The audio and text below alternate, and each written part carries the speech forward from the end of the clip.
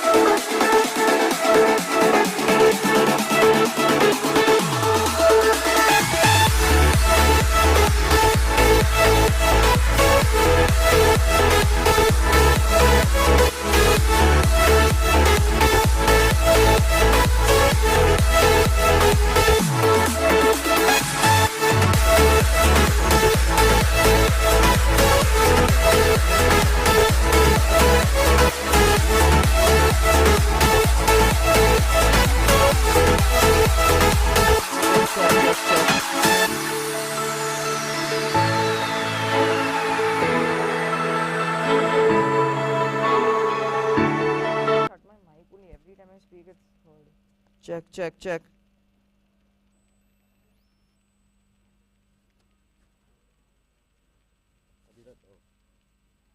And I mute my mic, please.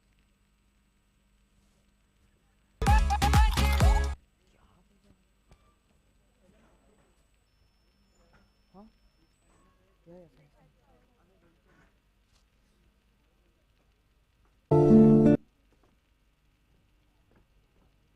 Check.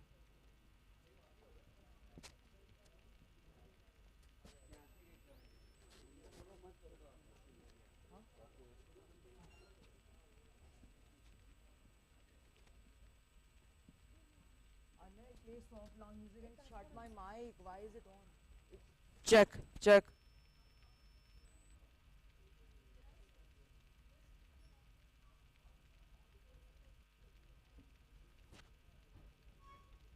अभी छोड़ दो, अभी चलेगा.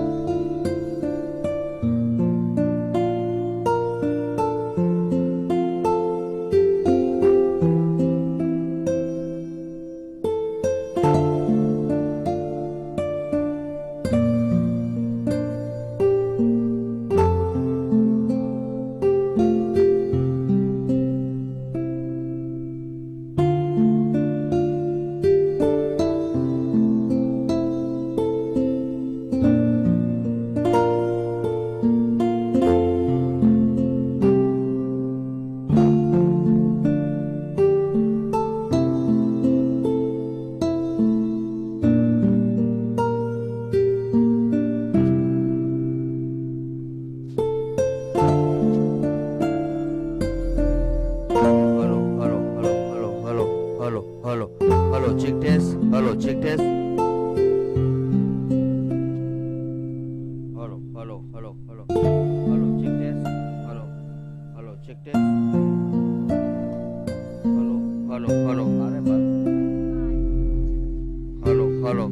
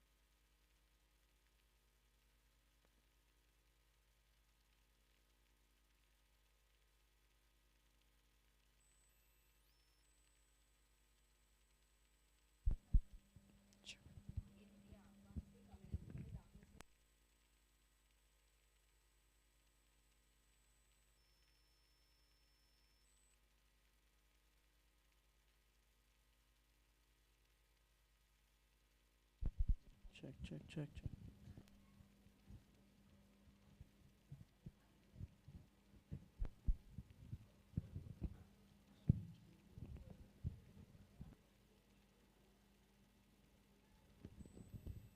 Good morning, everyone. We welcome you to the 6th edition of TEDxYouth at PPSIJC. I am Vivan Behel, the executive producer for this event. And I'm Jeb Hayani, the event manager. Mastery is not about avoiding mistakes. It's about learning from them. and growing stronger with each step. Today, at the 6th edition of TEDxYouth at PPSIJC, we are joined by inspiring individuals who personify ShuHaRi in their lives every day. There aren't enough words to describe the scale of impact that their work has. And at TEDxYouth at PPSIJC, we believe that every voice has a journey. And there isn't a better way to capture this journey than ShuHaRi. This theme, ShuHaRi, is a Japanese martial arts concept that represents the 3 stages from learning to mastery. Shu is where the journey begins. With open minds, we follow, listen, and learn. Then comes Ha, better known as the stage of exploration. We begin to break boundaries and innovate. And finally is Ri, where we achieve true freedom. We'd like to take this opportunity to emphasize on Nelson Mandela's profound thought. Do not judge me by my success. Judge me by how many times I fell down and got back up again. Join us as we together experience a glimpse of this reality today, where we appreciate all ideologies, journeys, and ideas. We all know you all are waiting for the amazing lineup of speakers. So without further ado, I would like to call upon our very own PPSIJC students, the enthusiastic hosts, Ronit Nagori and Palak Samani. The stage is all yours. Thank you. Thank you, Jay. Good morning, ladies and gentlemen. Welcome to the breathtaking 6th edition of TEDxYouth at PPSIJC. I am Ronit Nagori. And I am Palak Samani. We will be your hosts for this spectacular event. Today is the day of bold ideas meant to challenge, provoke, and inspire. As we gather here, we begin a journey shaped by questions, curiosity, and the drive to think differently. TEDxYouth at PPSIJC isn't about answers. It's about better questions and what you choose to do with them once you leave this room. The theme of TEDxYouth at PPSIJC 2025 is ShuHaRi, a Japanese philosophy that represents the journey from learning to mastery. It begins with Shu, learning and following tradition with discipline. Then comes Ha, exploring, questioning, and adapting ideas to form personal expression. Finally, Ri, true innovation where creativity flows instinctively and ideas shape the world. In a world shaped by constant change, ShuHaRi reminds us that mastery is a journey. We begin by learning from others, then find our own voice, and finally create with instinct. It's about growing, evolving, and leading with purpose. So let us embrace the spirit of ShuHaRi with an open mind as our speakers take us through this journey of growth and discovery. To mark the beginning of today's event, we invite you to witness the lighting of the ceremonial lamp. This simple yet powerful act stands for illumination in the face of darkness, signifying the pursuit of knowledge, reason, and unwavering.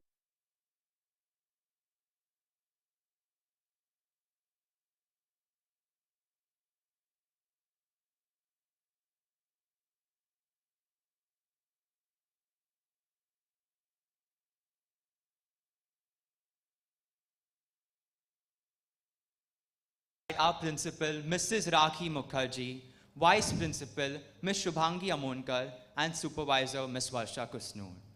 We also invite our distinguished speakers, Mr. Rishikesh Kanan, Captain Monica Batra, Mr. Zia Sheikh, Ms. Duja Mehta, Mr. Vikrant Massey, and Master Adit Kadia, as well as our executive producer, Vivan Bell, and event manager, Jay Bhayani, to step forward and participate in this auspicious tradition. The ceremony will be enriched by a soulful rendition of Guru Vandana, performed by Kiara Chodasma. She will be joined by Ishika Pagaria, who will present a classical Bharatnatyam act, presenting the performance as an offering to the Almighty, requesting Riyan Zadav and Ahana Dua to escort the dignitaries for the ceremony.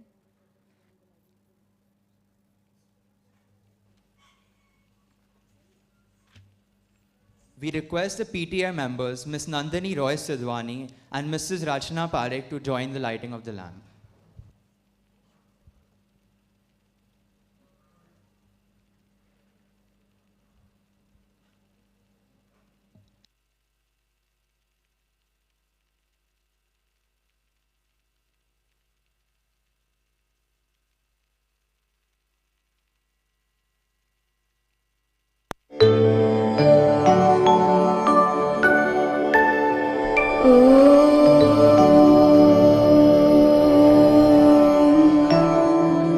वक्रतुण्ड महाकाय सूर्यकोटि समप्रभ निर्विघ्नं कुरु मे देव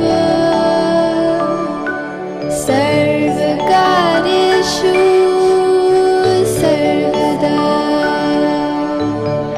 सर्वकार्येषु सर्वदा गुरुर्ब्रह्मा गुरुर्विष्णु गुरुर्देवो महेश्वरा गुरुर्साक्षात् परब्रह्मा तस्मै श्री गुरुवे नमः तस्मै श्री गुरुवे नमः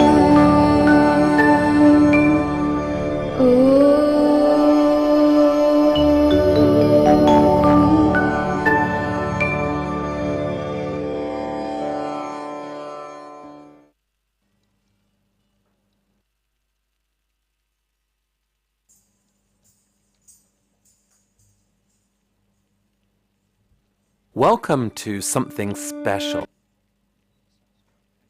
Thank you, everyone.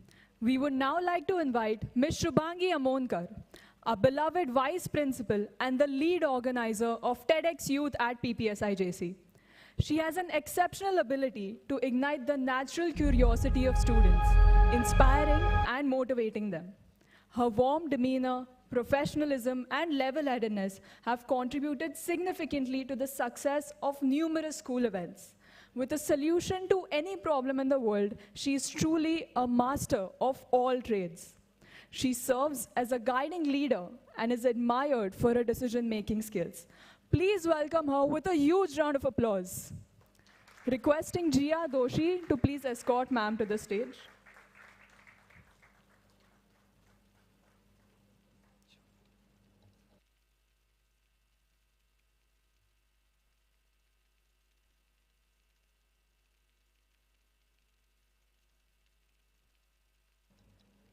Thank you, Palak, for those wonderful words. Good morning, everyone. It takes a lot of pleasure to welcome all the dignitaries, the speakers, and the attendees for the 6th edition of TEDx. TEDx was started with a purpose. We, in A-level, we already had an event called GC MUN, which was a MUN event and was always involving young students who were the invitees, and it was a little informal event. We wanted to give our students an exposure to something very formal, and that's why we started with TEDx. It's been 6 years, and TEDx has really changed. The way the students take up each and every opportunity has changed. Before I move ahead with this, I would just like all of you to take a moment to see the BTS for TEDx. BTS for all non-Gen Z is the behind-the-scene movie for TEDx. Can I have the AV, please?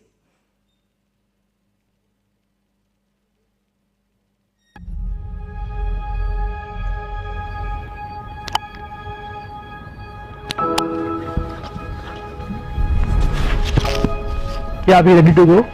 And action. Creating TEDxYouth at PPSIJC isn't about bringing an event to life. It's about crafting an experience that defines an era of youth-led innovation. This event is a promise for shaping the future, one idea, one speaker at a time. From the very beginning, this journey has come with its turmoils. Essentially, it's about bringing together creativity, passion, and leadership. This year's theme, ShuHaRi, embodies a journey of transformation. It's a tribute to an era of continuous learning, mastering, and then breaking the boundaries to innovate. We believe it is ideal for the spirit at TEDxYouth at PPSIJC. Curation is not a linear process. We spend weeks refining drafts, holding conversations, and most importantly, listening deeply. The visuals are where the experience first comes to life, not the event, but in the months leading up to it. The process involves translating a moving theme into colors, shapes, and designs. From coordinating resources and vendors to ensuring every guest has a smooth and thoughtful experience, the real work happens in the moments you don't see. Managing the budget is like laying the foundation for everything else to stand on. Every decision matters, from the smallest purchase to major investments. From stage design to visual installations, our goal was to create a space that not only reflects the theme of ShuHaRi, but also sparks emotion. Social media isn't just an announcement board, it's a living journal. It's where we share our challenges, milestones, and the behind-the-scenes realities. Every story post builds anticipation and invites people into the process long before the lights even go up. From introducing the team to documenting rehearsals, we show the world that TEDxYouth at PPSIJC is a collective effort. My team is constantly updating the website, ensuring all information is accurately presented. This is more than just an event. TEDxYouth at PPSIJC2025. A new era of ideas. A new adventure awaits. And cut.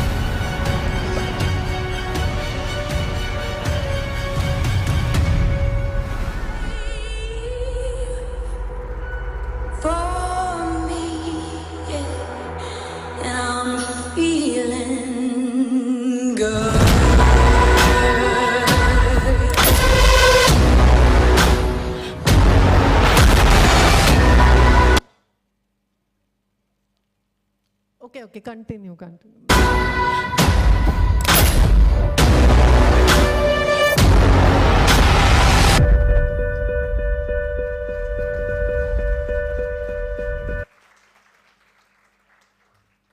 So this film gives you an idea of the purpose that we had when we started TEDx. Each and every department has been given a task and they fulfill it to the best. This year, what we noticed, or rather we have been noticing this year after year, it only matches with our theme this year, ShuHaRi. ShuHaRi is what we experience when TEDx happens. Every year, there is something that they learn from the past, they get used to it, and every year they surpass our expectations. Be it decoration or be it procuring material, every year it's one level higher, and we always tell them you're making it difficult, you're challenging Welcome yourself to something. a higher level. This year, if you see, the artwork is a notch higher. This year, if you see the logistic teams, the challenge that they take, and that is the best part of it, logistic team looks at how they can get a better item at a lesser cost than last year. So are we looking at the money that we are saving? No, we are not looking at the money that we are saving. We are looking at the skills that the students are gaining. They are gaining the researching skills, they are gaining the negotiation skills, and then they are learning a lot more. They are learning a lot more they are gaining more life skills. They are learning a lot more that you need in the real world. Speakers, the students connect with the speakers, and every year, if you see, we have bettered the speakers that we have. And after 6 years, I'm very proud to say that this year we had quite a few of the speakers who approached us. And then the students screened and decided whether they will meet or they will fit into our theme, because that is a very important part. And then explaining the rules to the speakers. I'm really very sorry if sometimes they would have said that this is not what you say in the speech. But they have done that. My curation team has looked into it. So this is what they are learning. Icing on the cake for this year's TEDx was we go live, or we introduce TEDx to my school students through our AV. So there was an AV that went to all the students from grade 6 to 10, saying that we have a TEDx event on 11th and be ready, register yourself and all that stuff. The very next day, I had 2 6th graders, girls, coming up to me and saying, Miss, we saw the AV yesterday and we want to be a TED speaker. So I had to tell them that it's not so easy to be a TED speaker, but yes, you can aim to be a TEDx speaker. So they said, okay, we are okay, we'll be a TEDx speaker now. So I said, you need to achieve something. So that cute little girl says that, Miss, I said, okay, what will you talk about? First we discuss what you will talk about. And they related ShuHaRi to friendship in such a beautiful way that I was touched. They had everything. They said that Shu is for fake friends and all that, and how they should get over this and stick to their true friends. So very beautifully these girls connected ShuHaRi to making friends and friendships and how their circle should be. So then I told them that you need to achieve something to be a TEDx speaker. To that they said, okay, if I top my Trinity exam, can I be a TEDx speaker next year? So then I said, no, you need to do something better. And then we started releasing our speakers. After 2 days, after we released our speakers, they came back and they said that, Miss, I have been reading through the profiles of the speaker, and now I know what you expect from us.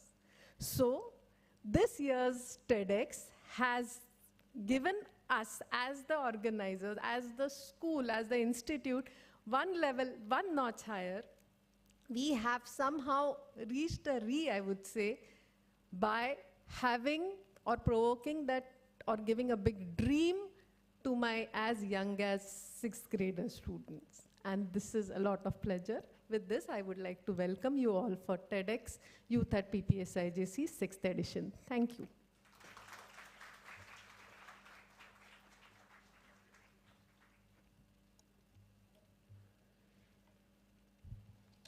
Thank you, Ms. Amonkar. Let us now all watch a short video about this spectacular initiative for which we have all gathered here today. An event that is meant to redefine and revolutionize the world.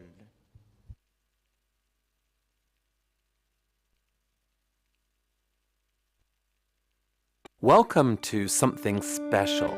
Welcome to TEDx. This TEDx event is part of a global conversation that takes place every day in every corner of the world.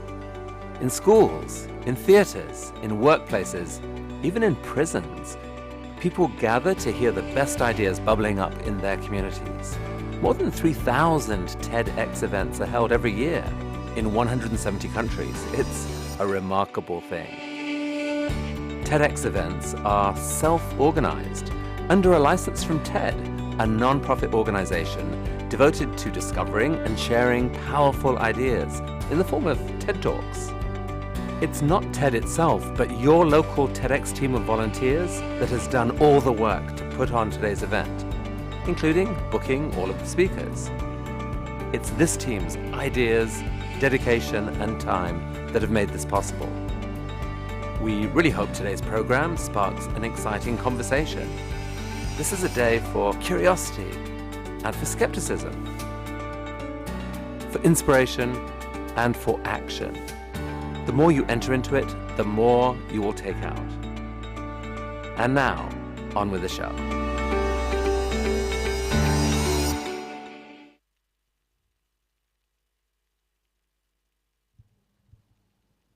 Now, we'd like to invite someone who leads our institution with strength, clarity, and a clear sense of purpose. Our beloved principal, Mrs. Rakhi Mukherjee. A guiding force behind all our initiatives, her vision and leadership have played a key role in making today's event a success. Her decisions are strategic, and her standards push us to strive for better each day. We are grateful for the direction she provides and the values she upholds. Please welcome ma'am with a resounding applause as she walks towards the dais with style and splendor. Requesting Uditi Kasliwal to escort ma'am to the stage.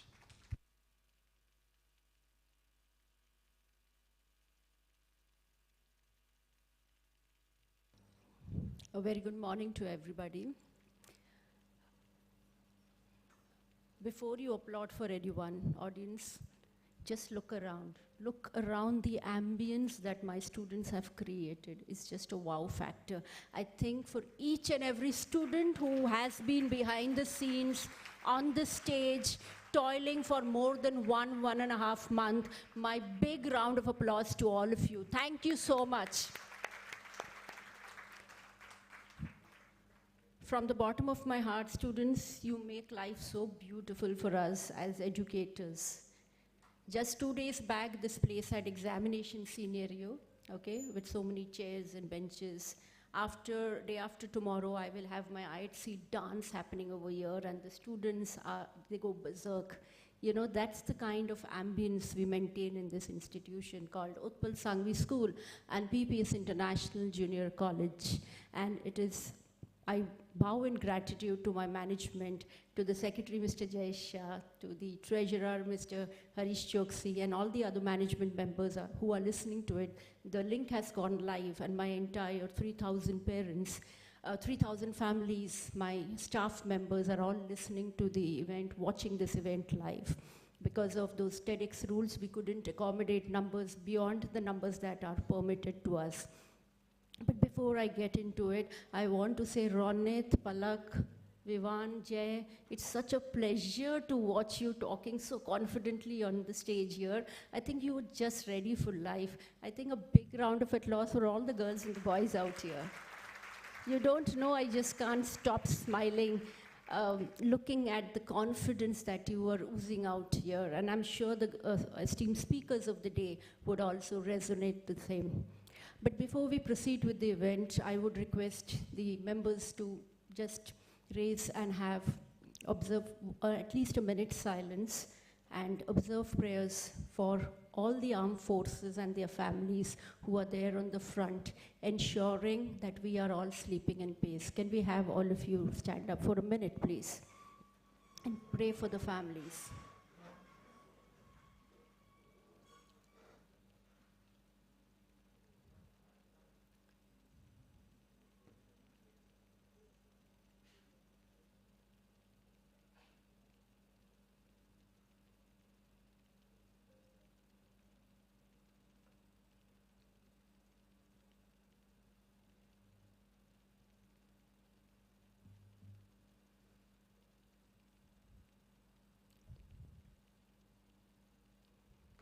Thank you so much.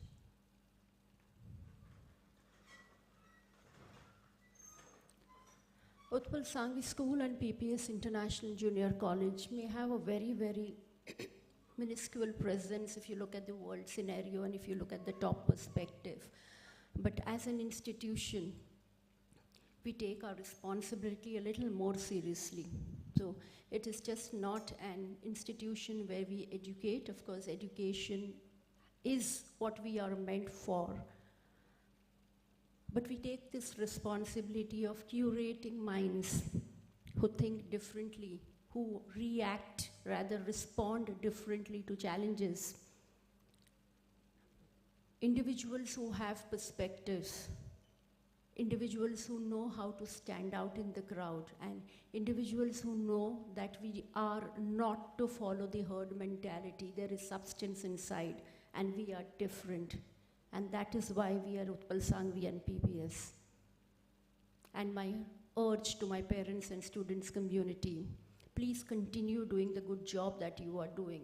I can tell you Utpal Sangvi and PPS stands out in the crowd. They think differently. They will not say yes to things which they know and they understand is not right.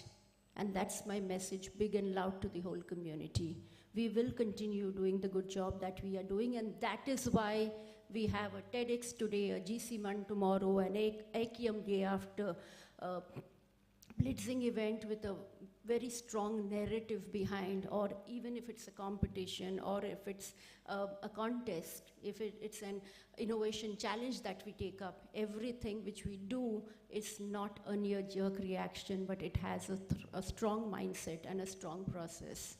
And I want parents and students to continue this beautiful journey that we are leading rather, and I know you are here. Thank you for coming on this beautiful Sunday morning to listen to these thought leaders, the speakers, how they have made their life, how ShuHaRi is a different connotation to everybody. So thank you and enjoy the day.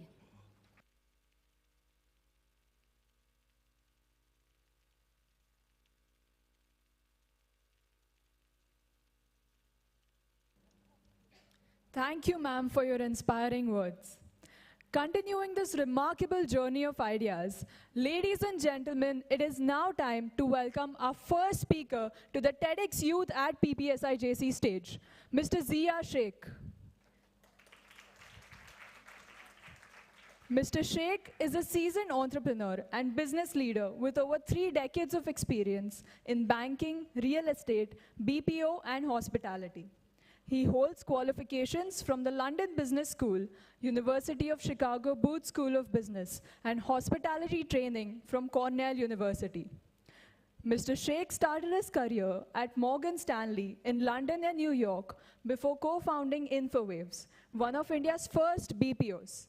He then led Stream Asia Pacific, driving success across India, Malaysia, and the Philippines, which eventually resulted in its successful listing on the American Stock Exchange.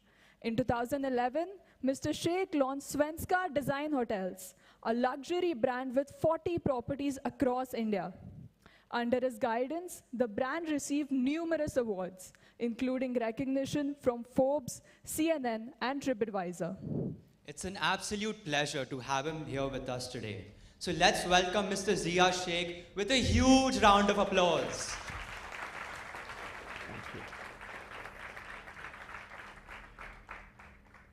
So I'm going to be talking about some of the lessons I've learned in my life, and I've been inspired by a lot of people, a lot of achievers, leaders, visionaries who've changed the world, and I will be referring to some of them along in my talk. But before I start, I actually want to get a little bit sense of the audience here. So if we can have a show of hands, and all the parents in the room, if you all can just put up your hand, and I just want to see parents are there. Okay, excellent, thank you. Now let's move on to the students. Which are the students specializing or wanting to pursue the science stream? Can we have a show of hands? Okay, quite a few. How about those who want to go into business or commerce, economics? Okay. Anyone interested in creative arts, in fashion, music, being a writer, author, director? Okay, little bit less. Anyone who's uncertain, doesn't know what to do? Okay, there are a few brave ones there as well, right? And the big shout out to them. What I'll try to do and what I'm going to talk about is something which I think should be relevant to all of you all. It is something which you can take away and apply it in whatever career you pursue, wherever life takes you. Hopefully it will help you. So let's get started. And here I'm referring to the game of tennis. And you know how important a point is in a game of tennis, right? Because every point you win, then you win the game, and then you win the set, and then you win the match. When you are about to serve, when a tennis player is serving, point is the most important thing in that person's life at that point, right? You put your best, you work your hardest, you put in all your effort, and then you either win or you lose that point. What happens if you lose the point? Do you dwell on it? Do you think about it? Or do you move on to the next point? The real metric of someone who needs to succeed is to treat a point as only a point. It's just a point. Overcome that and focus on the next one and next one. And it's the same with life. There will be setbacks, there will be failures, there will be times when you feel, oh God, I've lost it. But you cannot dwell on that. You have to move forward. You all know Roger Federer. He's often referred to as the GOAT, the greatest of all times in the world of tennis, right? in a career spanning almost 25 years, he's played over 1,500 professional matches. He's won almost 80% of those matches. And do you know how many points he has won? 54%. So when the best in the world is losing almost half the points which he plays, it tells you a lot about overcoming failures and setbacks and focusing on the next opportunity, focusing on the larger game, and bouncing back from failure. So next time you suffer a setback, you do not achieve what you set out to do, you do not get admission into the college you wanted to get into, just think of it as it's only a point and focus on the next opportunity. So that's a very, very important lesson I hold very close to my heart, and I encourage all of you all to treat each setback as only a point and focus on the larger game. Kiss. Now, I do not expect all of you all to start falling in love with each other and start kissing each other. This kiss is a little bit different. This kiss is keep it simple, stupid. What does that mean? When I was growing up, information was scarce. Everything you had to go to a library, dig out some books, search, spend hours trying to find that right information. What is the case today?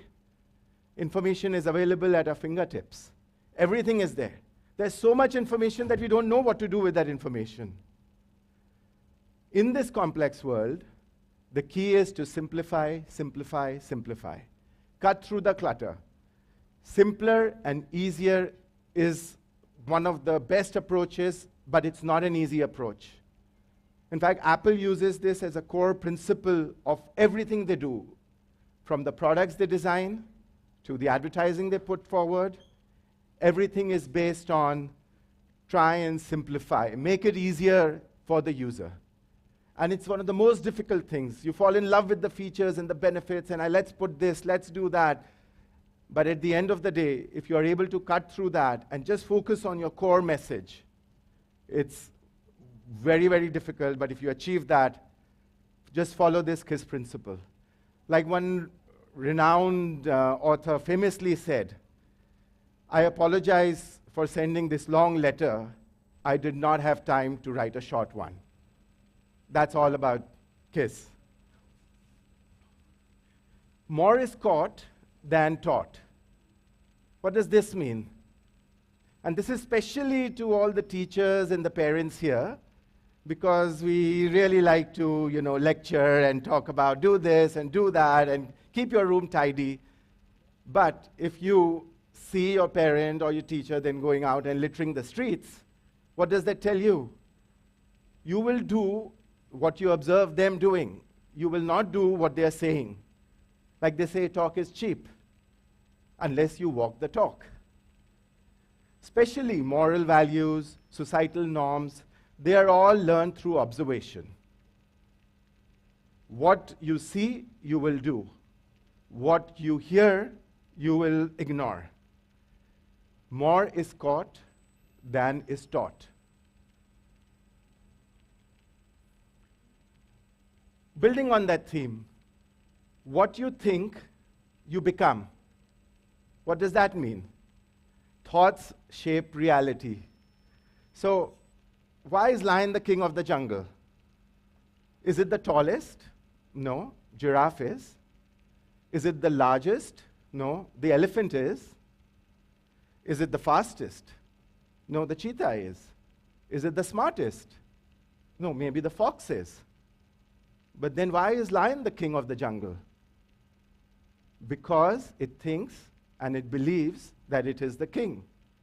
And soon that translates into others thinking and believing that lion is the king, and that's how lion became the king of the jungle.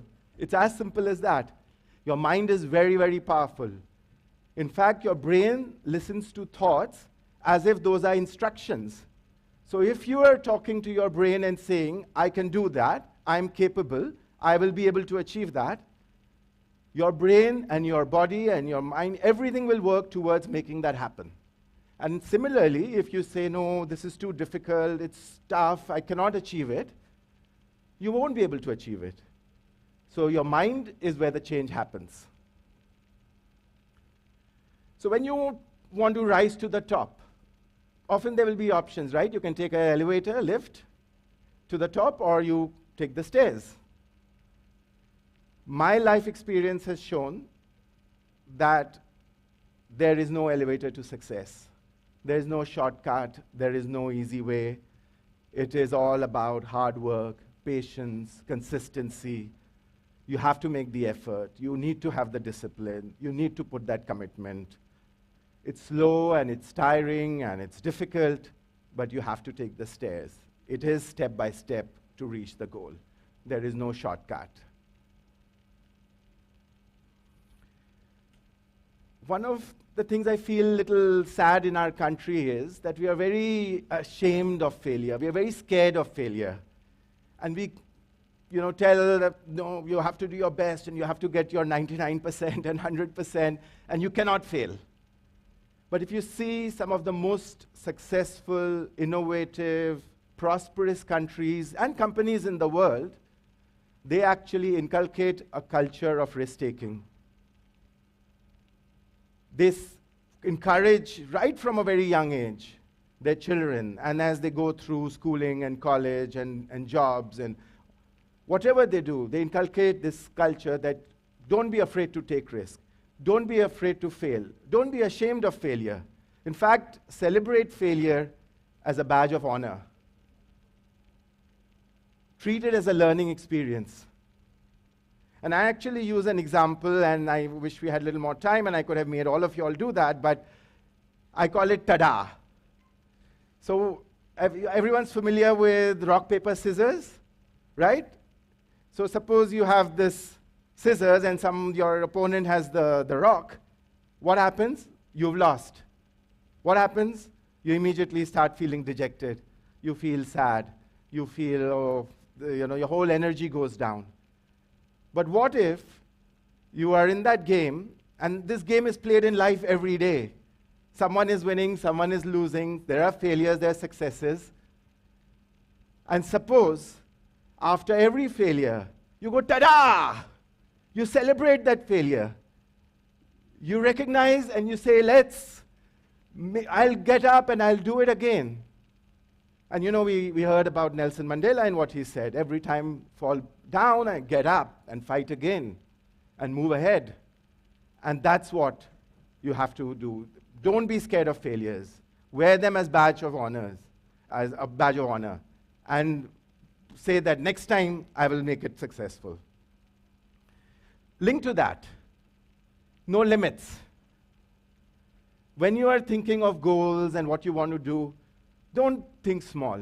Think massive, huge goals. Set those for yourselves and have an unwavering belief in the potential to achieve those goals.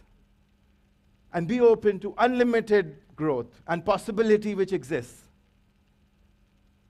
Usain Bolt, 100 meters, 200 meters, I'm sure all of you all are aware, he's broken all kinds of records. And he broke world records year after year after year. And he thinks no limits.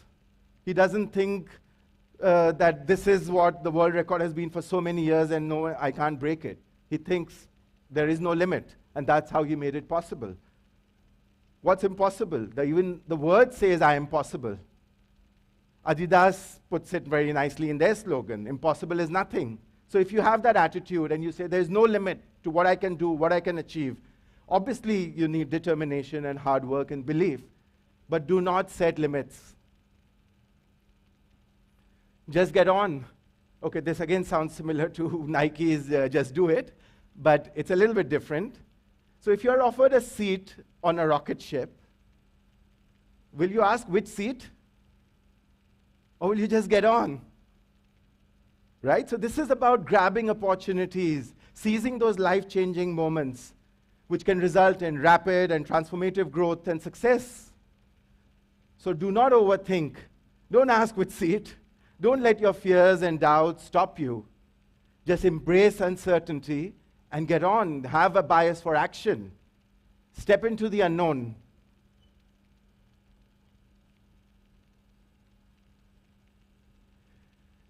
Linked to that is how do you create the future? The best way to predict the future is to actually create it, right? Don't wait for it to unfold. Design your own destiny. In India, we often believe, oh, it's written in my palm and that's what's going to happen in my life. And your destiny is not in the open palm. It's actually in your fist. It's actually what you go and do with it. And that's what becomes your future. You can create your own future. Be the change. Think outside the box. No one told Steve Jobs that I need an iPod, or I need an iPad, or I need an iPhone. These things did not exist. But he thought that what if 1 million songs can be kept in a small device in the pocket? Wouldn't people love that? And so he created that future. And that's how innovation happens. That's how the innovators, the achievers, the entrepreneurs, they achieve things because they believe that they have the potential to create that future. And then they make the choices that align with their vision. And this is the last one, and it's, again, Steve Jobs, as you all would have recognized, and Apple is one of my favorite companies, very famously said, stay hungry, stay foolish. What does that mean? Staying hungry means keep striving, remain curious and ambitious, that hunger to grow and create and explore. And once you've achieved something which you set out to do not settle there. You have to maintain your drive and passion and go for the next thing and the next one. And never be complacent. Never think, okay, I've reached there, now it's done, now I can relax. Being foolish is about being brave and open, often rebellious. And so keep that, and that's the mindset really for the entrepreneurs and the innovators and the learners and the dreamers and the achievers in this world.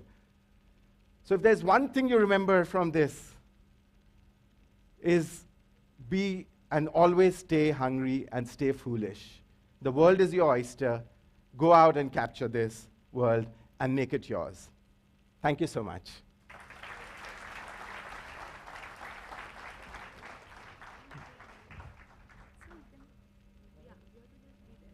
I'll be there. Okay.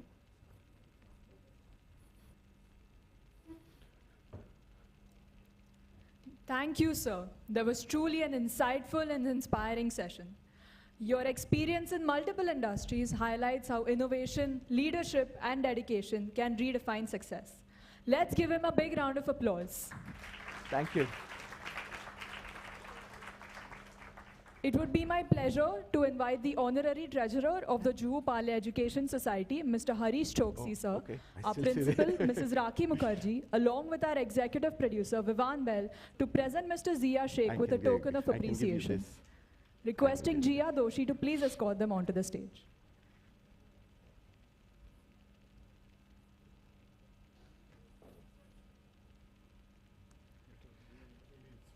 Thank you so much. Thank you. Thank you so much. Thank you so much. Thank you so much.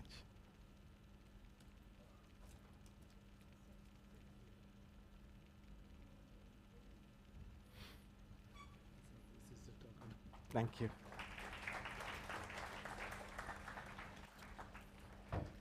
Oh, nice. Thank you.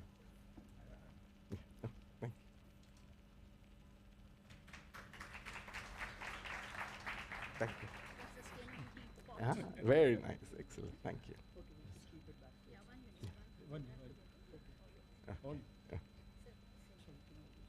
Yeah, it's okay. Yeah.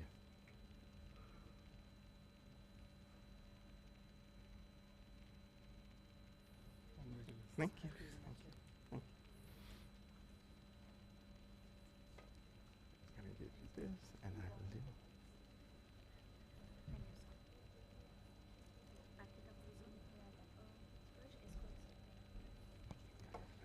It's said that mastery comes from overcoming obstacles with determination. Our next speaker, Ms. Monica Batra Vaidya, exemplifies this journey. She's the first woman in India to receive the Micro Lights pilot license. She made history again as the first female trainer on the A350 and now soars as a senior commander on the Airbus.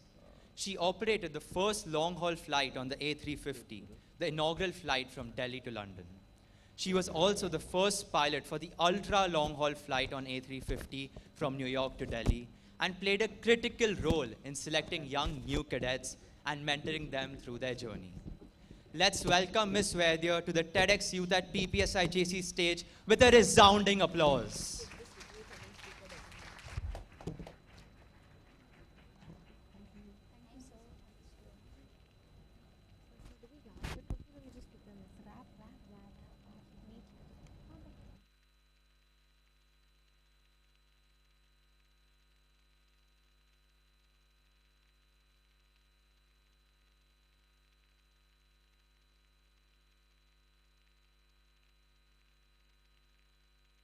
Often applied to various disciplines apart.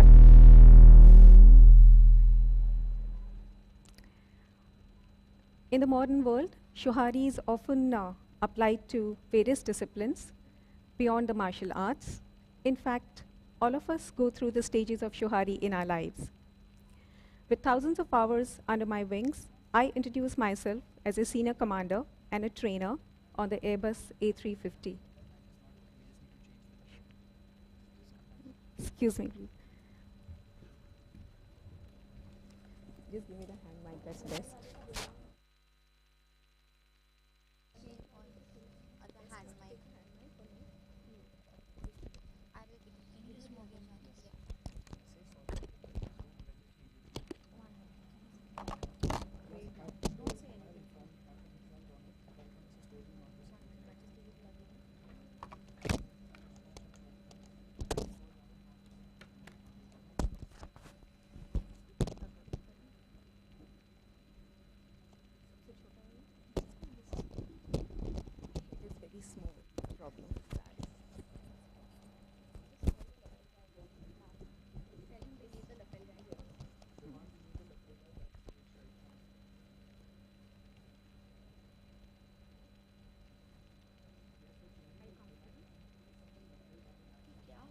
क्या हो रहा है madam चल रहा है sound तो आ रहा है क्यों छेड़ रहे हो अभी तो आ रहा था साउंड अभी क्यों बंद कर दिया उसको उधर से बंद कर रहे हो क्यों बंद कर रहे हो ऑपरेटर सही नहीं है साउंड तो आ रहा था अभी क्यों बंद कर दिया निकाल दिया देखिए इसका ये कहाँ गया हाँ लगा दीजिए ना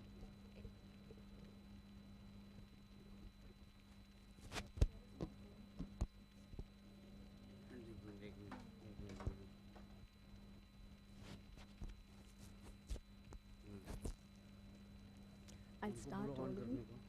Volume देने को start. Yeah.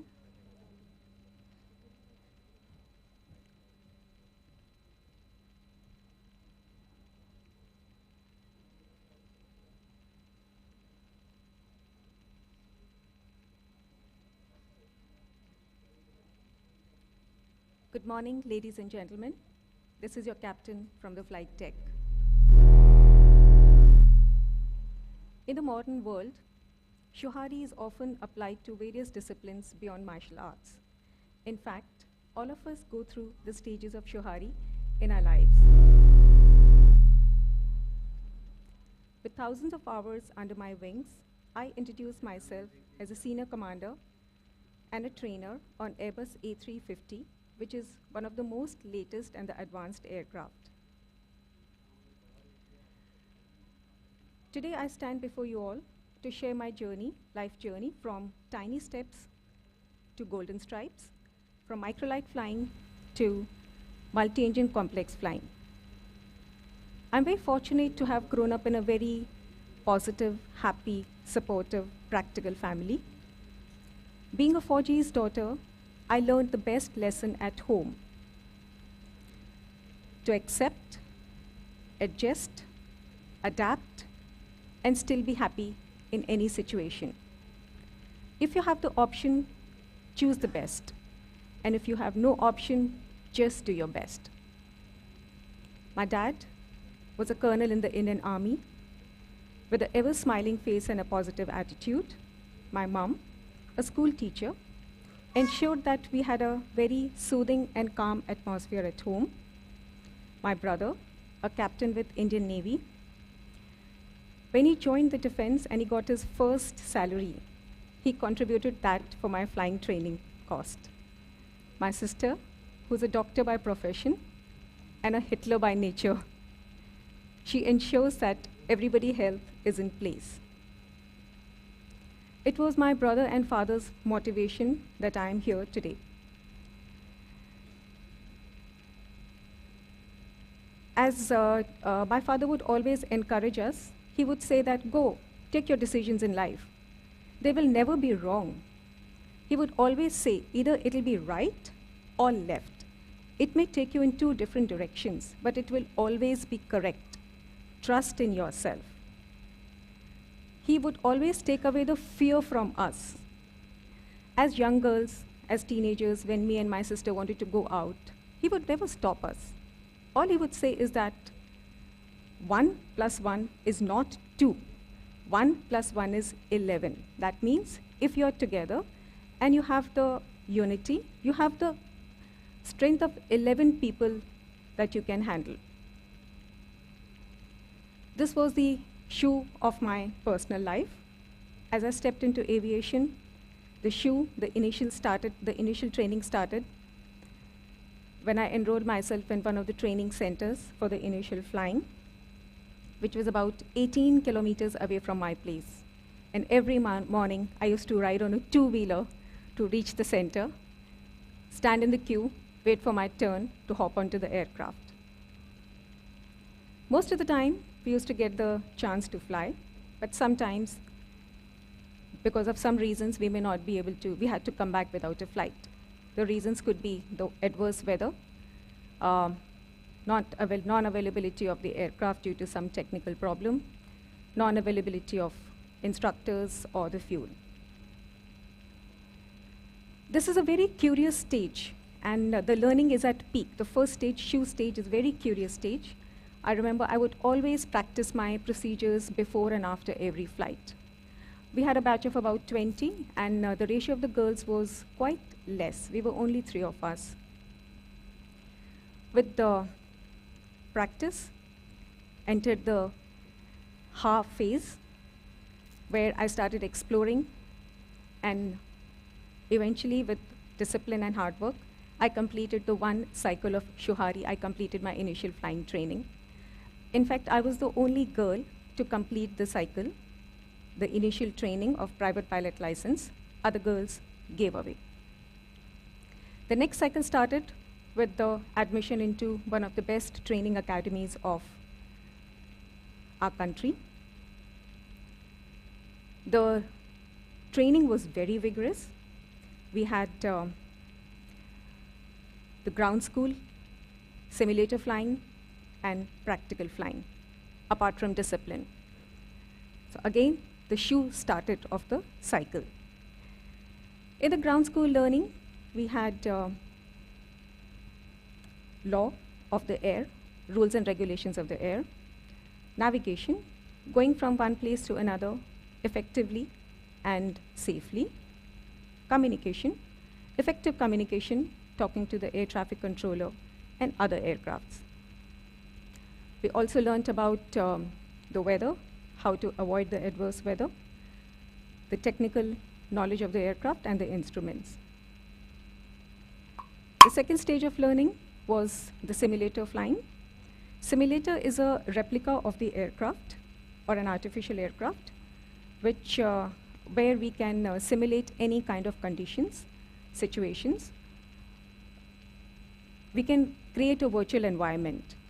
On a normal flight, we normally do not experience emergencies every day, but we have to be prepared for it. Hence, we do our procedures and revise them on the simulator. In the simulator training, we simulated different conditions. Could it be fog, gusty winds, rain, night flight, any emergency situation, any hydraulic failure, any pressurization failure, landing gear failure, practiced landing on a forced landing on a field or on water. We also underwent time to time progressive tests before we could go on the re-stage or the final stage of practical flying. practical flying definitely was fun. I remember one of the days where during the night flying, practical flying, the runway lights were not working, but we didn't want to lose the days. So we actually lit up the gooseneck lamp and put them at the edge of the runway so that we could clearly identify the runway before we could land. With this, I completed one full cycle of ShuHaRi, where I completed my commercial flying, and I graduated from the academy. So as I was leaving, I read the board that said, "Through these portals pass some of the best pilots in the world." And I was very proud that I walked these portals successfully. Before the first cycle of ShuHaRi is complete, the second cycle started. With time, I became a commercial pilot, and I joined an airline, a small airline, where my task was to procure and fly a microlight. So we went to the factory. I myself, in my own presence, got the microlight constructed, transported to the place of work. The engineers were there. They ensured that everything technically is correct. And now was the time to get the aircraft up, get the microlight up into the air for the first time. I revised all my procedures, not to miss them, completed all the checks, removed the microlight from the hangar, taxied it to the runway, aligned it with the runway, lined up, focused at the end of the runway, and increased power. As the speed was increasing of the microlight, so was my heartbeat. But in no time, we were in air. After we took off, we took a left turn, flew parallel to the runway, and I looked at all the people who had come for the inauguration looking at me. All the eyes were at me, and I had butterflies in my stomach, which I have today also. We took a round, and we came back for a successful landing, which marked the completion of the flight test, and our microlight was certified airworthy. And luck could have it, I became the first Indian woman, to earn the microlight pilot license.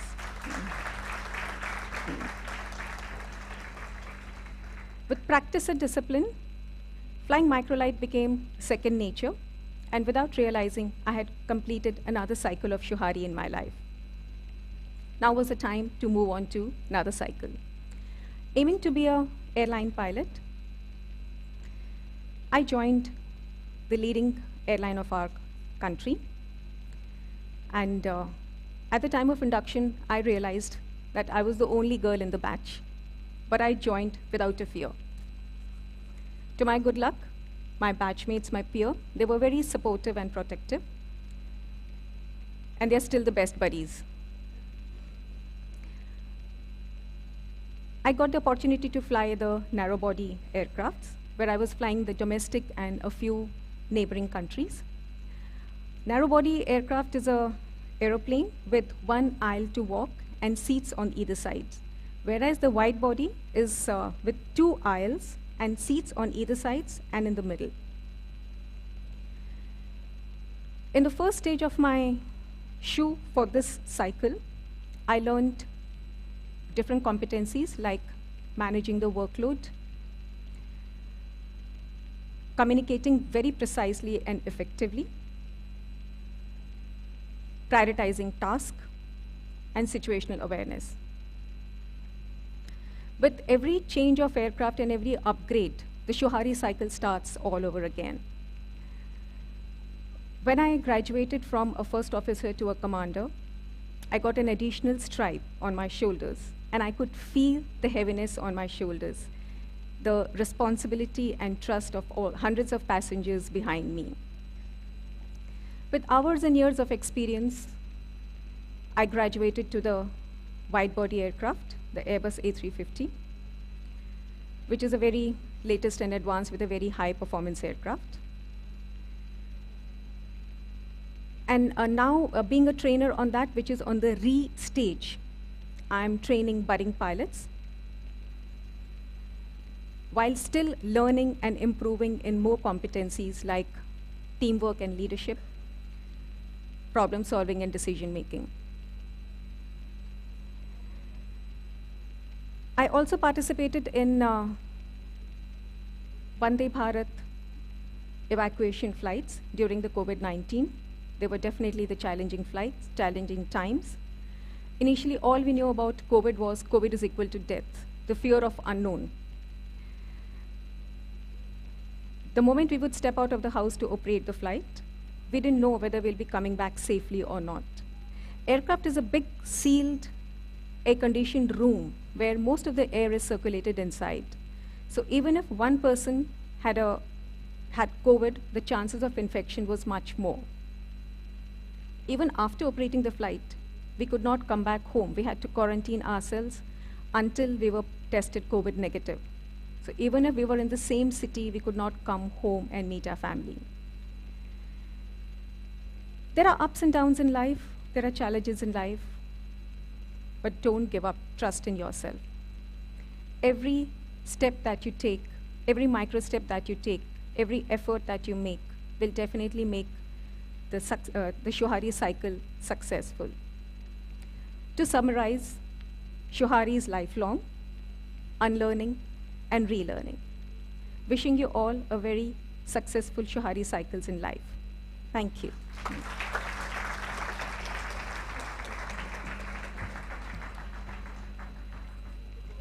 Oh, so sorry.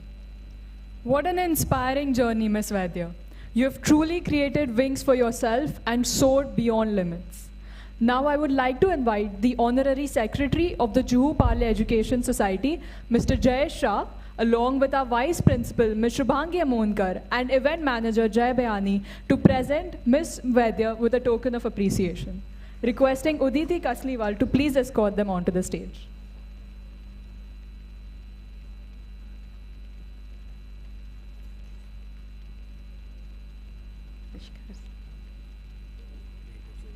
Thank you, sir. Thank you.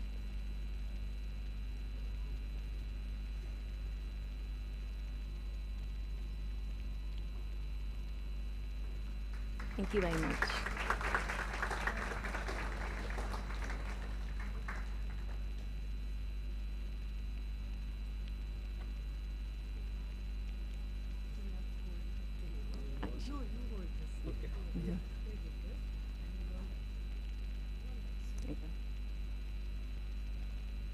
Thank you so much.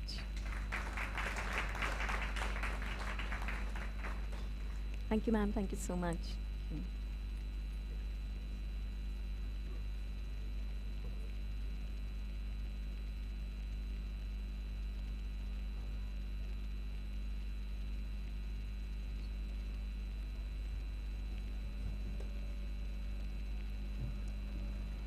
Thank you.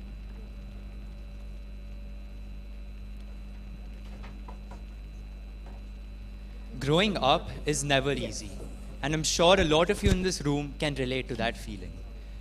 Up next, we have a poem recitation by Ajuni Sethi, accompanied by Sara Agarwal on the guitar. Please welcome them as they take you through the teenage experience through their eyes.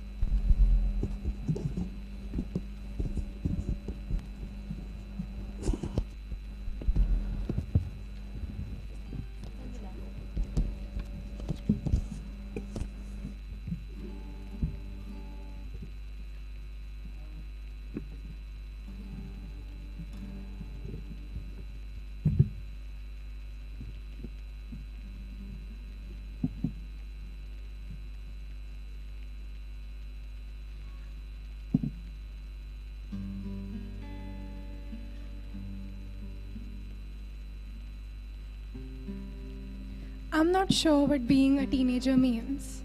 I'm just stuck somewhere in between what kids are yet to learn and what adults forget as the years return. I'm supposed to be old enough to decide what my future is, what I'll study and where I'll study it. But I'm not old enough to be taken seriously, not old enough to make plans of my own. You're just a kid. You've seen nothing of the world. What do you know? In moments like those, I just want to grow up and know everything. But I also grieve my childhood, even while it's still happening. I look back at moments that ended 5 minutes ago like it's been 5 years. When will I outgrow these expectations, these fears? I doubt every decision, every conversation, like hands pressing into soft hesitation. I love my friends, but worry endlessly. Am I cracking beneath what they don't see?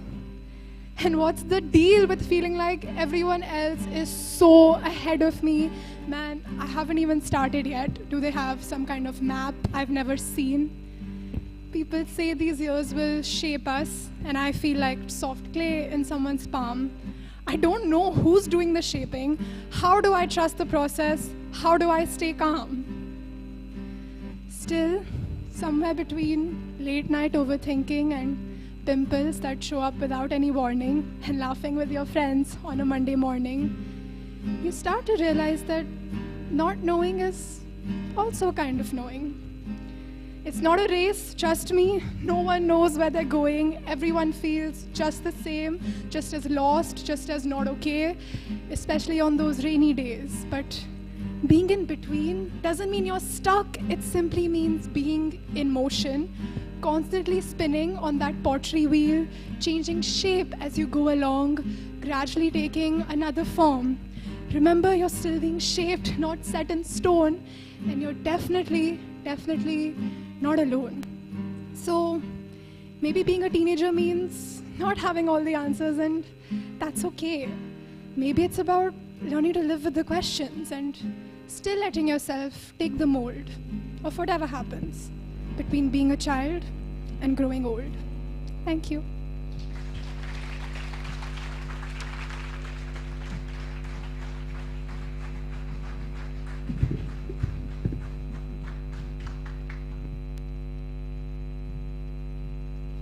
What a powerful performance. It resonates with all of us on such a personal level.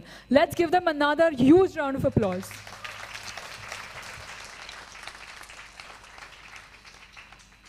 Up next, we are proud to announce Mr. Rishikesh Kanan, a celebrated voice artist, radio host, and event MC in India. The host of 94.3 Radio 1's flagship morning show, Good Morning Mumbai. He has also covered major events like the ICC T20 Cricket World Cup and the French Open. A prominent figure in the podcasting space, his shows such as the Rishikesh Sessions and InvestorCast consistently rank among the most streamed podcast platforms like Spotify and Apple Podcasts. We can't wait to hear your talk, sir. Mr. Rishikesh Kanan, everybody. Let's welcome him with all the claps you can muster.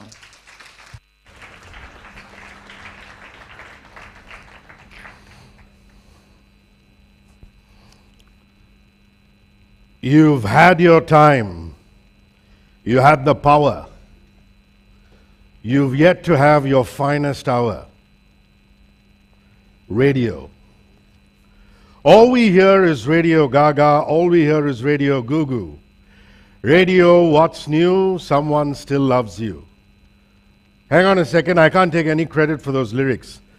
Those lines were written by Roger Taylor, drummer for the legendary rock band called Queen, way back in 1984. The flamboyant lead singer of Queen, Freddie Mercury, who the Parsis have adopted as their own, subsequently turned around and said, video had just come in, TV had just come in 1984, and we were wondering what's going to happen with radio. We were all insecure, and that lyric made a lot of sense. I tell you this, ladies and gentlemen, 41 years later, the same question has come up again. The so-called threat or the opponent is not pure video or television, it's streaming platforms.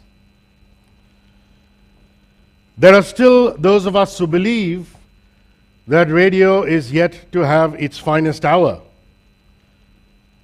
But as radio adapted itself, surged ahead, faced the competition with precision and speed, I say to the naysayers, I told you so.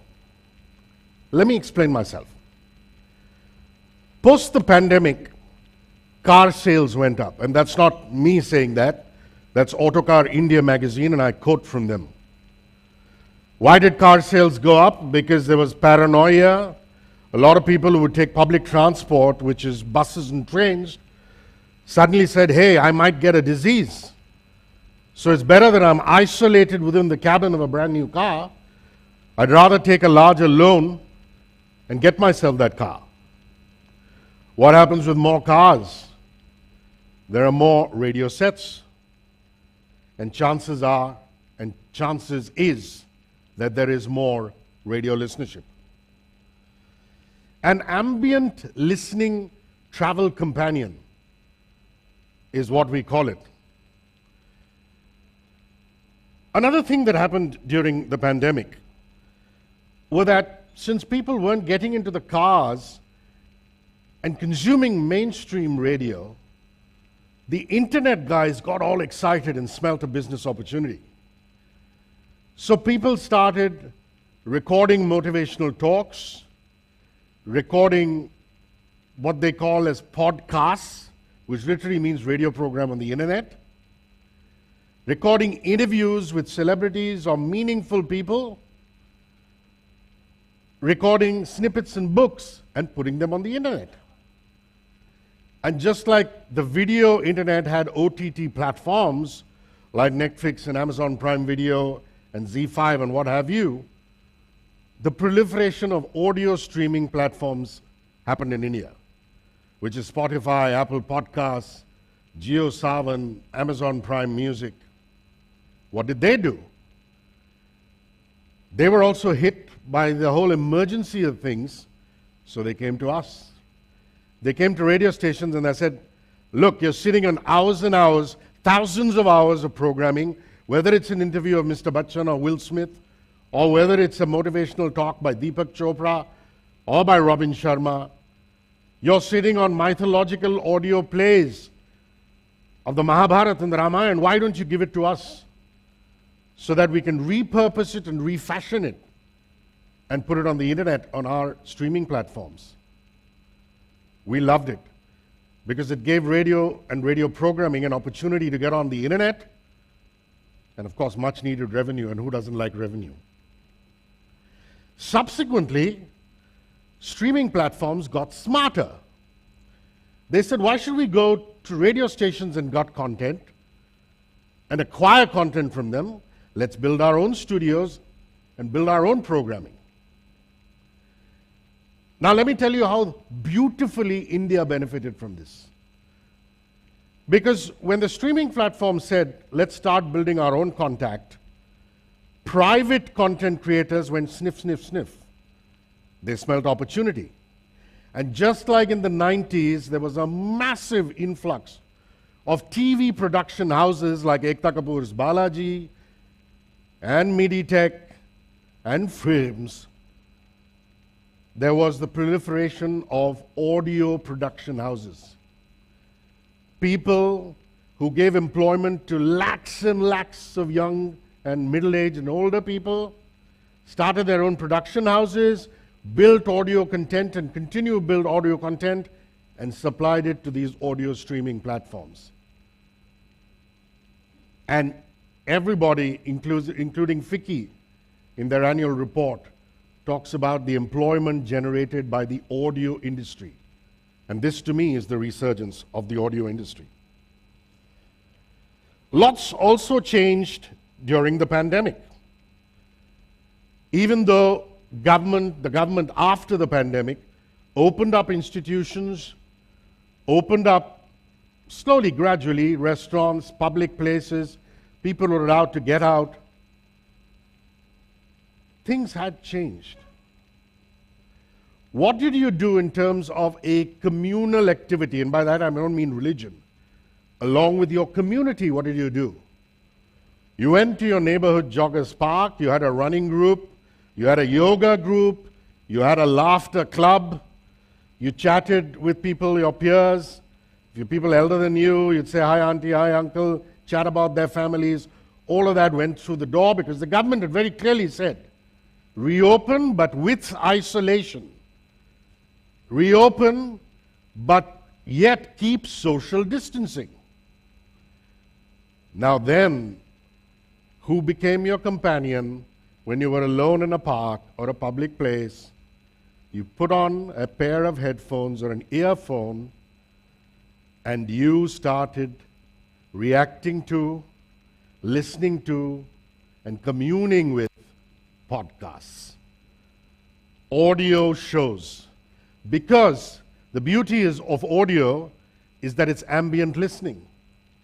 You can continue whatever you're doing on the planet. You can cook, you can lift weights at the gym, you can take a walk, and the audio will always be your constant companion in the background. And that became almost like a necessity. Radio stations got proactive. And they said, hey, if they are able now to generate their own content and they're looking at private production houses and looking for cheaper deals, why don't we have our own platforms and create content for the internet and repurpose radio programs? Let me explain for the uninitiated what repurposing a radio program is. The radio format is 5 minutes of talk, you get a song, 5 minutes of talk, you get a song. Podcasts people enjoy as pure spoken content. So when you repurpose a radio program, you take out the songs, the ads, the promos, the special effects, and you put a line in here and there to seamlessly make it a talk show. So radio stations started creating their own online content. Radio stations created their own streaming platforms. And now when you go online, all of our programs, the moment we get off the air, because you don't want to put it on at the same time, otherwise who'll listen to the radio? The moment we get off the radio, is immediately converted into a podcast and it's available online for the world to hear. Somebody in Norway could hear my conversation with the Ministry of External Affairs and say, wow, that's what's happening in India. Somebody in Sri Lanka would listen to a cookery show and go, wow, how close it is to Lankan cooking. Then in the pandemic, speaking from personal experience, I got a call from India's biggest writer. And I've already checked with him whether I can take his name or not, so this is within copyright. Chetan called me, Chetan Bhagat, and he said, bro, I want you to read a book of mine called One Arranged Murder.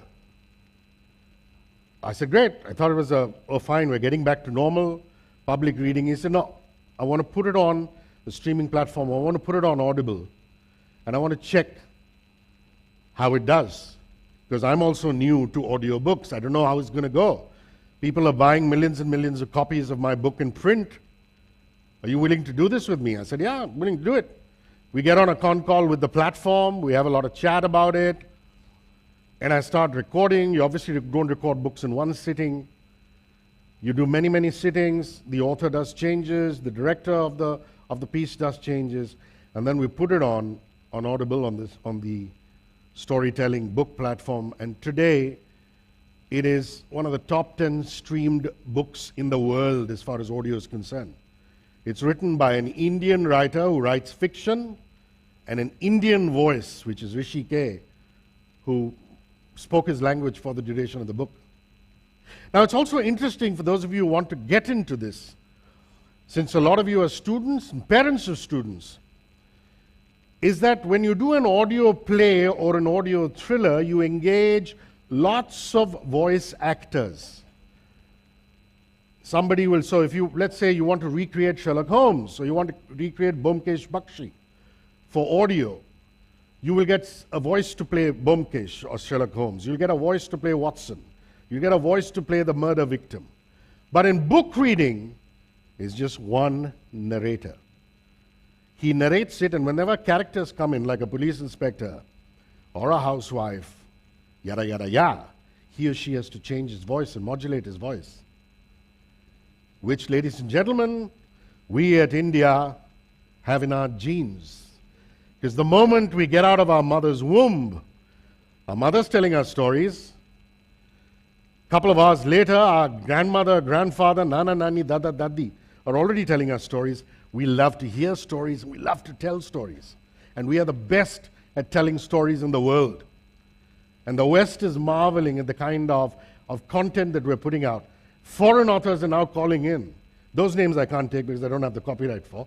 But foreign authors are calling in saying, are you the guy who did this? Are you the guy who did that? So can we collaborate? Remember, in a world filled with noise, meaningful noise or sound stands out. You can make yours count, all of you here. You can participate in the resurgence of radio or the resurgence of audio in a larger term. I know what Viral Bhayani does as far as video is concerned. He's one of the top-notch guys in the world, but I'd love to hear him in pure audio. When he says, here's a celebrity who came out of the Met Gala or came out of my radio station. That's the power of audio, because then I will use the theater of my mind to imagine things. And then maybe I'll go and watch Viral on video and what he does so splendidly. If you are a student, you can start a podcast on a topic you're passionate about, share stories, interviews, insights. If you're a teacher, educational and audio books are supplementing traditional learning, and it's all catering to auditory learners. Skill development. You can engage in audio projects. It hones communication, storytelling, and technical skills.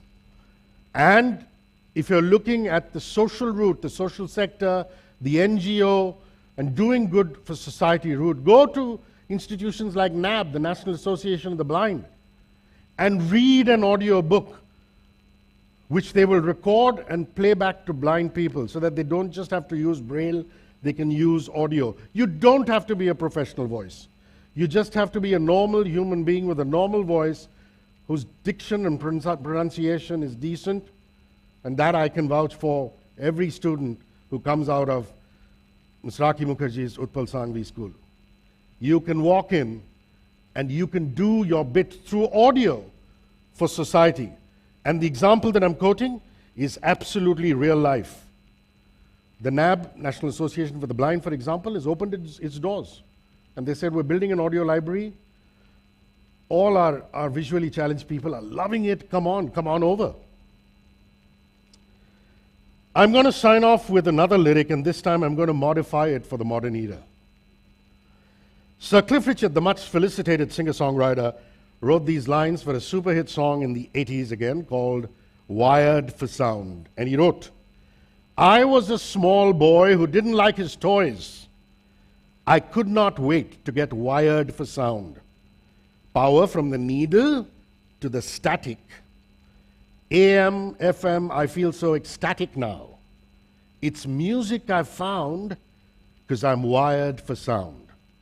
And here's the modern day Rishikesh version of that with apologies to Sir Cliff Richard. I was a small boy who didn't like his toys. I could not wait to get Bluetooth for sound.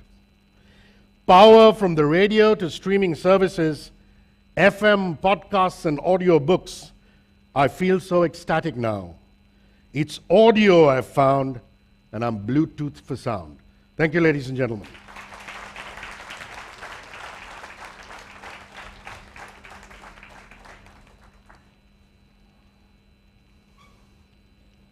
That was an amazing session, Mr. Kanan.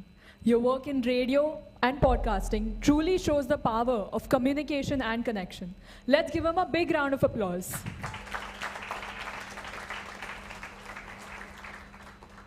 I would now like to invite Principal Scientist CSIR, Dr. Abhay Fulke, PTA President, Mrs. Rachita Parekh, PTA Joint Secretary, Mrs. Nandini Roy Sidwani, along with our Principal, Mrs. Rakhi Mukherjee, and Executive Producer Vivan Bell to present Mr. Kanan with a token of appreciation. requesting Jia Doshi to please escort them on the stage.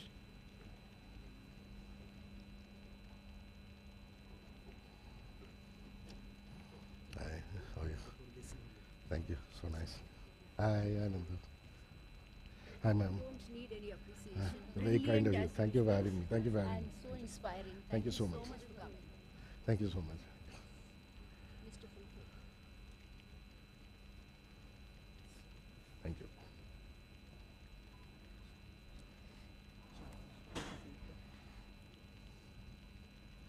Yeah. No, I'm good.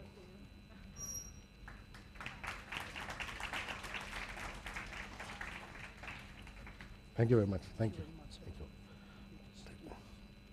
you. Yeah, very nice. Thank you. Thank you.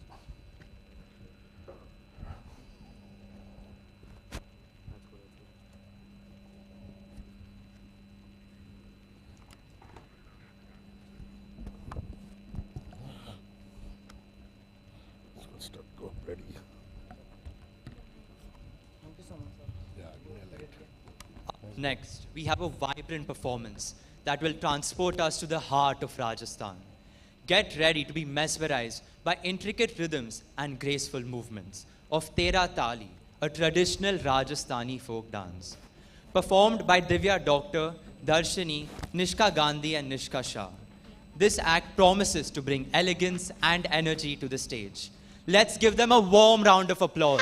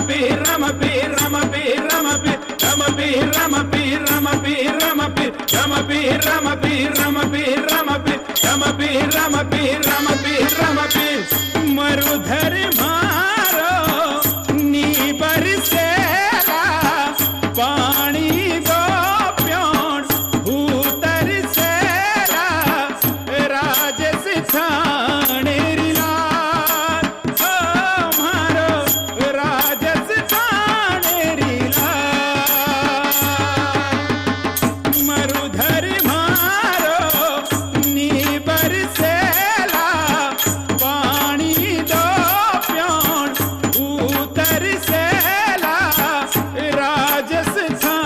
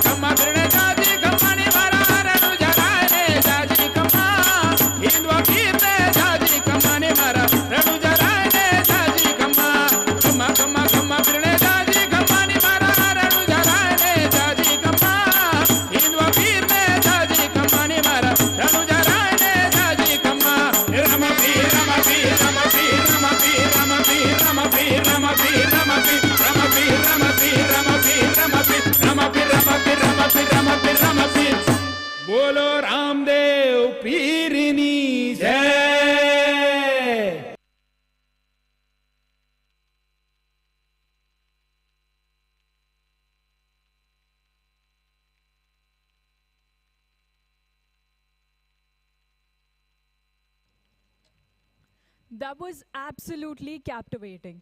The precision, grace, and rhythm were truly a sight to behold. A big round of applause for the wonderful performers for bringing the spirit of Rajasthan to life with such beauty and energy. As we approach the midpoint of our event, we invite you to indulge in a 30-minute intermission. We encourage you to stretch your legs, grab a snack, and perhaps engage in lively conversation with fellow audience members. Do check out the wonderful artwork created by our talented TEDxYouth at PPSIJC team members. Some of it is interactive, so we are sure you will enjoy yourselves. See you on the other side.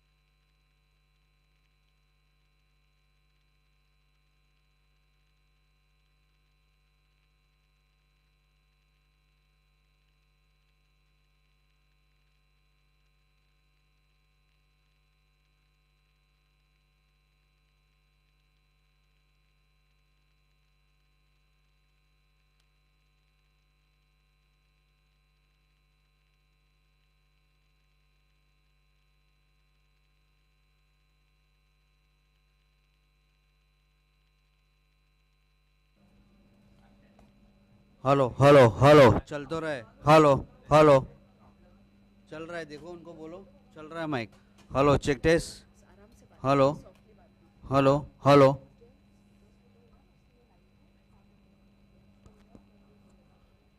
Hello hello hello hello hello check test hello check test hello hello check test थोड़ा बढ़ाओ थोड़ा hello check test बराबर है यार hello hello check test 1 2 3 check hey check test उधर से उनको channel का ट्रैक बंद किया था तो कैसे होगा हेलो हेलो ये देखो कुछ नहीं किया चालू किया hello check test hello hello hello hello check test yes hello hello hello check test नहीं नहीं नहीं बढ़ाओ मत इतना ही रखो hello check test hello hello बस परफेक्ट है लेवल म्यूट कर दो इसको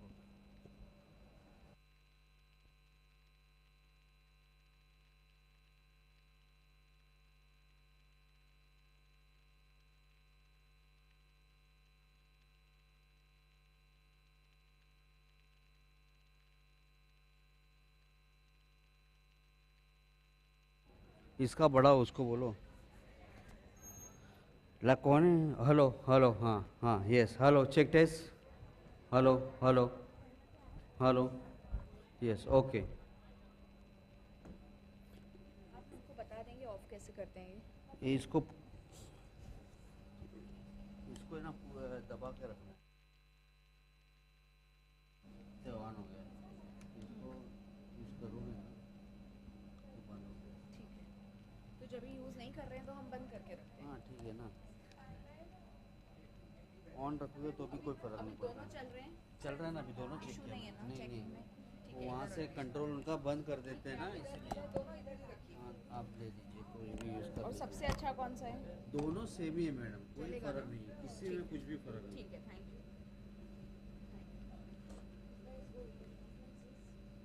एक minute.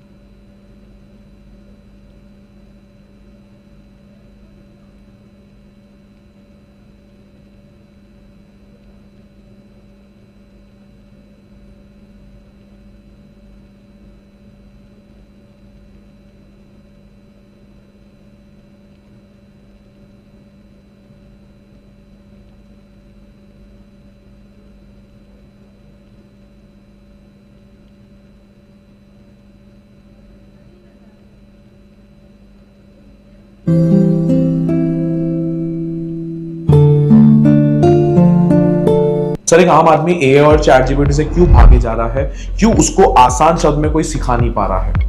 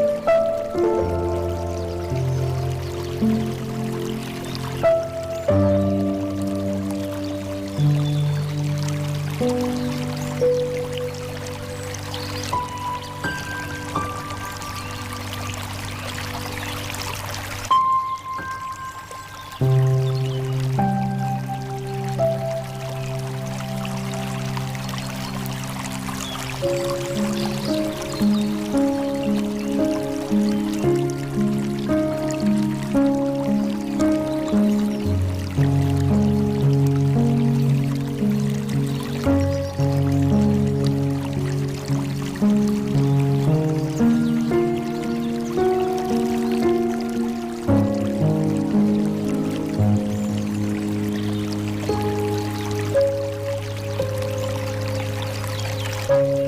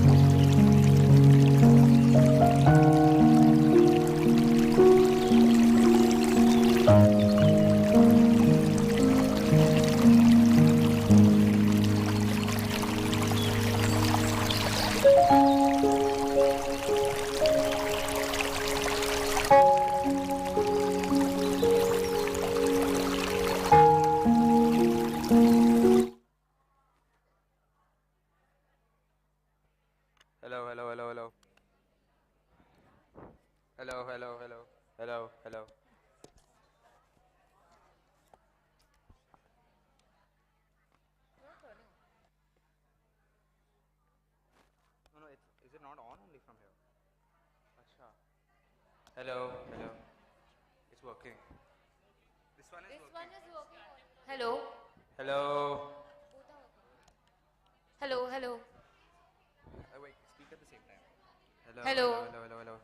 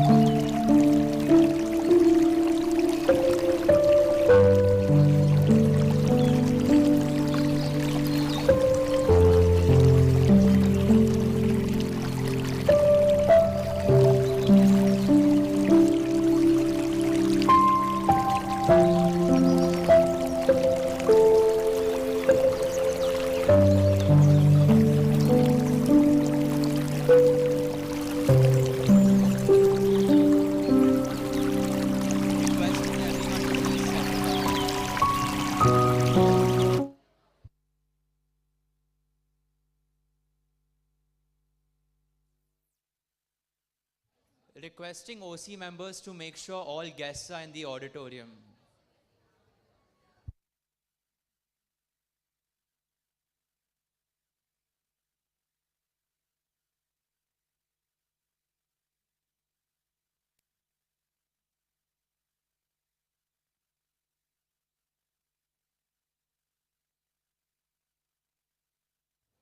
Ladies and gentlemen, please take your seats.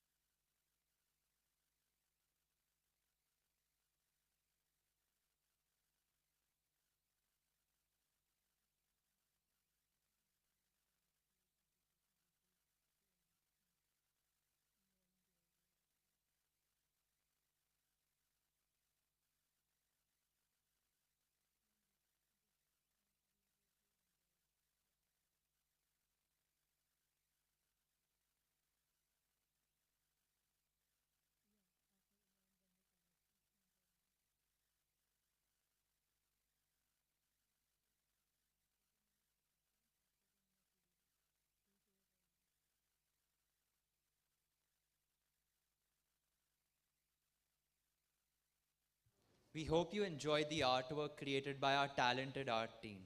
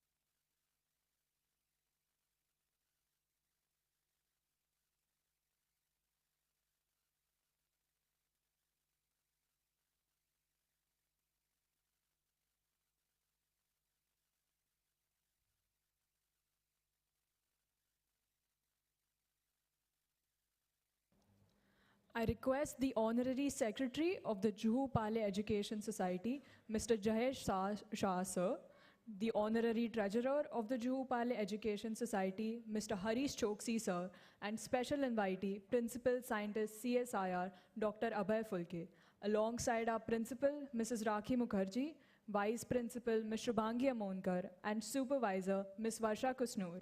Our speakers, Mr. Rishikesh Kanan, Captain Monica Batra Vaidya, Mr. Zia Sheikh, Ms. Duja Mehta, Mr. Vikrant Massey, and Master Adit Kadia to please step forward for a group photograph.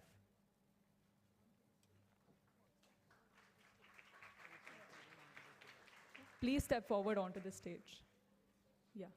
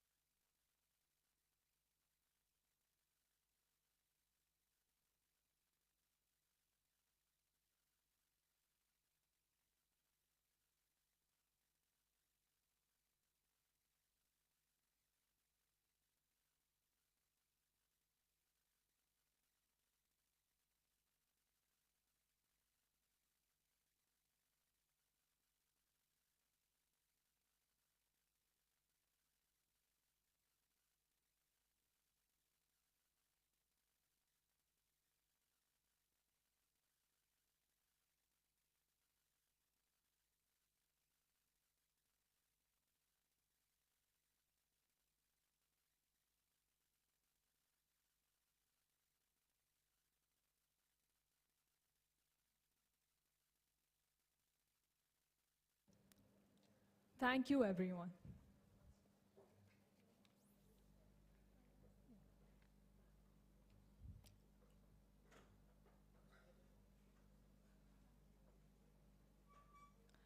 Welcome back to what is shaping up to be one of the best TEDx experiences ever. Before we move on, we would like to extend a heartfelt gratitude to our sponsors, Naisha Jules and Meteodan, for the support and encouragement. Up next, we have Master Adit Kadia, a 14-year-old student from Utpal Sangvi Global School.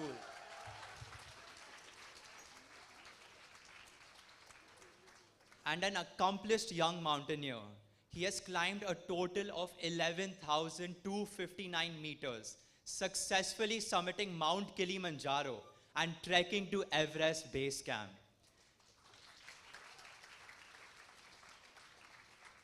Adit took an average of 20 to 27 days to complete these expeditions, following 3 months of training.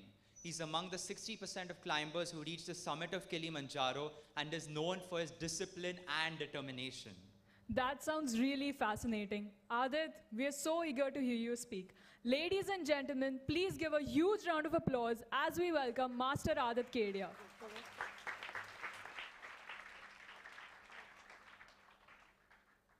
Hello? Hello? Imagine this. It's pitch dark. The temperature is minus 25 degrees Celsius. Your body feels broken. Every step is a struggle. Your mind is foggy. And you haven't had a sip of water in 4 hours because it's frozen solid. Around you, the only sounds are the crunch of snow under your heavy boots and the wind howling like it's trying to warn you. And you still have 3 hours to go. That was me, 13-year-old Adit, on summit night at Mount Kilimanjaro, the highest peak in Africa, standing at 19,341 feet. The roof of Africa, and the tallest freestanding mountain in the world. At that moment, I wanted to lie down and just sleep. I wanted to give up, but I didn't. And that decision, to take one more step, and then one more, changed everything. You see, I'm not a special kid. I'm not an athletic prodigy. I'm just a normal boy who likes his pizza and his video games. But standing there on that mountain, facing that brutal cold, I discovered something that changed my life forever. Something I want to share with all of you today. But first, let me take you back to where it all began. Not on a snowy mountain, but right here in Mumbai. We've always been an adventurous, outdoorsy family, going on hikes and trail walks wherever we traveled. But during the lockdown, we were stuck indoors. Soon after things opened up, we began doing weekend treks around Mumbai. I like the vibe, fresh air, nature, and the thrill of climbing something. But then came the next step, Everest Base Camp. My mom had met a mountaineer and signed us both up, mainly because she didn't want to go alone. So there I was, a 12-year-old, pulled away from his laptop and his cricket bat, straight into the Himalayas. I was underprepared, and the mountains taught me a lesson.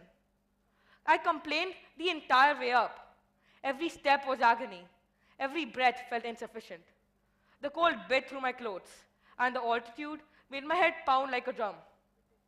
By the time I reached the peak, I was spent.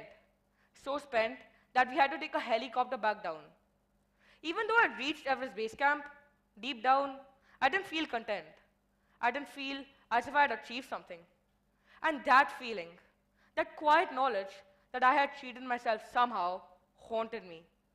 It was like an itch I couldn't scratch.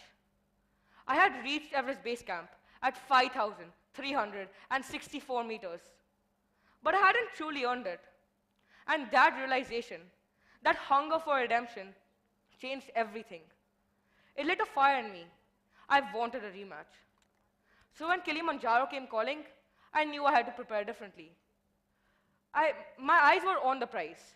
Yes, partly for that PlayStation that I was promised, but also for something deeper, something like a wind blowing from deep within. I simply couldn't not do it. My lifestyle changed. I engaged in intense physical training, 6 to 7 kilometers of non-stop running, climbing 200 plus floors, strength training, breathing exercises, yoga, and weekly hikes. 3 months before Kilimanjaro, we went to Chandrashila, a high altitude summit in Uttarakhand. We pulled off an all-nighter to mimic the summit push conditions. The cold, the dark, and the altitude, I faced it all. Every step was part of the plan. I had learned my first big lesson after the base camp trek. The mountain doesn't care about your excuses. It just asks, how bad do you want it? And this time, I was going to give it everything I had. Climbing Mount Kilimanjaro isn't just a physical journey, but a mental and emotional one too. We had chosen the Marunga route, steep, short, and with the lowest success rate. Why? Because my 8th grade exams were coming up, and I wanted to complete this journey before stepping into the 9th. Unnerving me. Despite my past treks, I was nervous. Due to the rapid altitude gain and the long hiking days over the first 3 days, I was exhausted. My mind was filled with doubt. Would I be able to make it to the summit? But yet, I stayed focused. Every step was just a warm-up. The real battle lay ahead. Which I will tell on the stage. At midnight on day 4, summit push began. The temperature was nearly minus 25 degrees. We layered up, 5 layers on top, 3 on our legs, gloves inside gloves, and warmies in our socks. The distance to Uhuru Peak is just 6 kilometers, but it's the longest and toughest part of the journey. You have to hike the steepest section of the mountain in freezing temperatures, with an exhausted body and in total darkness. Headlamps lit our path as we trudged through the dark, rocky terrain. Every breath took effort, every step slower than the last. To stay alert, I took 2-minute naps. Yes, just 2 minutes. Sounds crazy, but it worked. As I pushed forward, I gained confidence. With the summit coming closer, my thoughts became lighter. A gush of positivity took over. At 6:15 a.m., we reached Gilman's Point and saw the sun rise above the clouds. We were now at 5,685 meters. Just 2 more points to go. We continued along the crater rim. The wind howled. My legs trembled. My water had frozen. And then we reached Stella Point. My mom turned to me and asked, "Do you want to continue?" I didn't even hesitate. I said, "Yes. This is what I had trained for. And with so many people rooting for me, how could I give up? All the preparation, the sweat, the sacrifices deserve to count for something." Other trekkers started turning back, hallucinating, stumbling, but I was clear, focused. My body was exhausted, but my mind had never been stronger. The final stretch was brutal, steep, windy, narrow, but one step at a time, and I made it. At Uhuru Peak, I held up my school flag. The view was breathtaking. The wind roared. I wasn't even smiling at first. I just stood there, letting it all sink in. And then it hit me. I did it. 13-year-old me had stood at the top of Africa. On the way down, I was flying. No pain, no exhaustion, just adrenaline and pride. Hikers stopped me to ask my age, offer congratulations, and take pictures. That's when I began to realize what I had accomplished. At the base, we had a farewell meal with the entire trek team. One of the porters turned to me and said, "We weren't sure if you'd make it." The cheers I got after that, unforgettable. And finally, I felt it. That sense of accomplishment that I missed at Everest, this time I had earned it. I learned the power of preparation, resilience, and resolve, meeting people from all walks of life, bonding with my family, and realizing how much we take for granted. This journey truly changed me. So what did I learn from the mountains?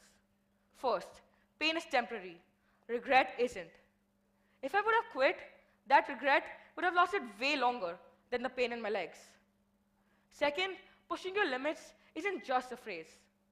Out there, when your legs burn, when the air gets thinner, and when your mind whispers, "Maybe you can't," That's when you discover the strongest version of yourself. And third, passion can be borrowed until it becomes your own. What started off as my mom's dream became mine. Somewhere along the ridges and the snow, I stopped working for her and I started working for me. I truly believe that I was able to incorporate the Japanese philosophy of learning and mastery in 3 phases. First, Shu, follow the rules. I followed my passion, the guidance of my instructors, and the rigorous training. I was learning, absorbing. Ha, break the rules. On Kilimanjaro, I began questioning my limits, pushing beyond what I thought I was capable of. And Re, transcend the rules. At the summit, I wasn't climbing for a reward or for anyone else. I was climbing for something deeper, my own why. So why am I sharing this with all of you? Because if I can do it, so can you. And it isn't just about climbing a mountain or earning a PlayStation. It is whatever lies beyond who you are right now. It is a dormant greatness inside all of us, waiting to be discovered. I know I'm just 13. I still love pizza and gaming. But now I know what I'm capable of. And I believe so are you. So if you're ever feeling stuck, burnt out, or just unsure, maybe what you need isn't the break. Maybe what you need is a trail, a backpack, and the courage to take that first step. Because real growth doesn't happen in your comfort zone. It happens when you're tired, cold, and you still keep going. So whenever you face your own mountain, literal or not, just remember, not fast, not easy, just forward. Thank you. I need to know what it is.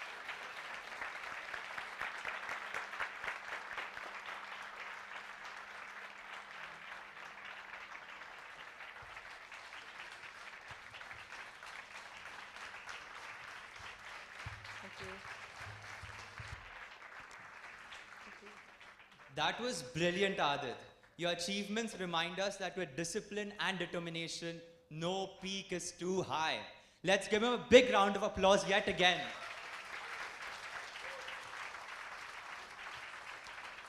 It would be my greatest pleasure to invite Principal Scientist CSIR Dr. Abhay Fulke, our Principal Mrs. Rakhi Mukherjee, and Executive Producer Vivan Bhel to present Adit with a token of appreciation.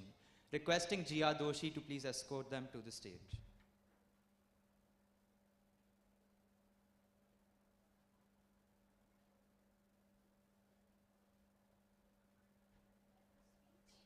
Thank you. Spellbound. Very inspiring. Thank you. Who's the principal of the school? Miss Rakhi Mukherjee. I'd love to meet her before I leave. Like in the start I was nervous, but then like it just came along.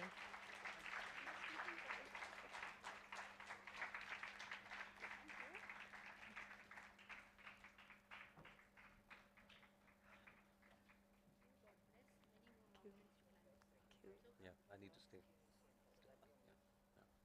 Do you have to go back? Perfect.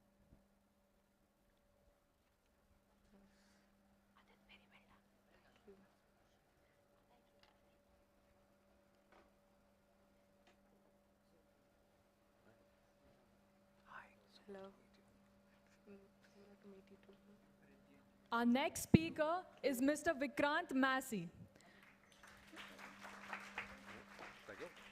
a distinguished figure in the world of cinema, known for his compelling performances and impactful roles. From small screen beginnings to commanding roles in critically acclaimed films like 12th Fail, Sector 36, A Death in the Gunj, and Chapak, Mr. Massey has carved a niche as one of India's most versatile and thoughtful actors. A vocal advocate for empathy and mental well-being, Mr. Massey's journey is one of grit, grace, and purpose. Let's welcome Mr. Massey with a huge round of applause. Thank you. Check, sound check. Am I audible to most of you? Yeah? Before I begin, I actually have to share a very, very small Utpal Sangvi story of my own.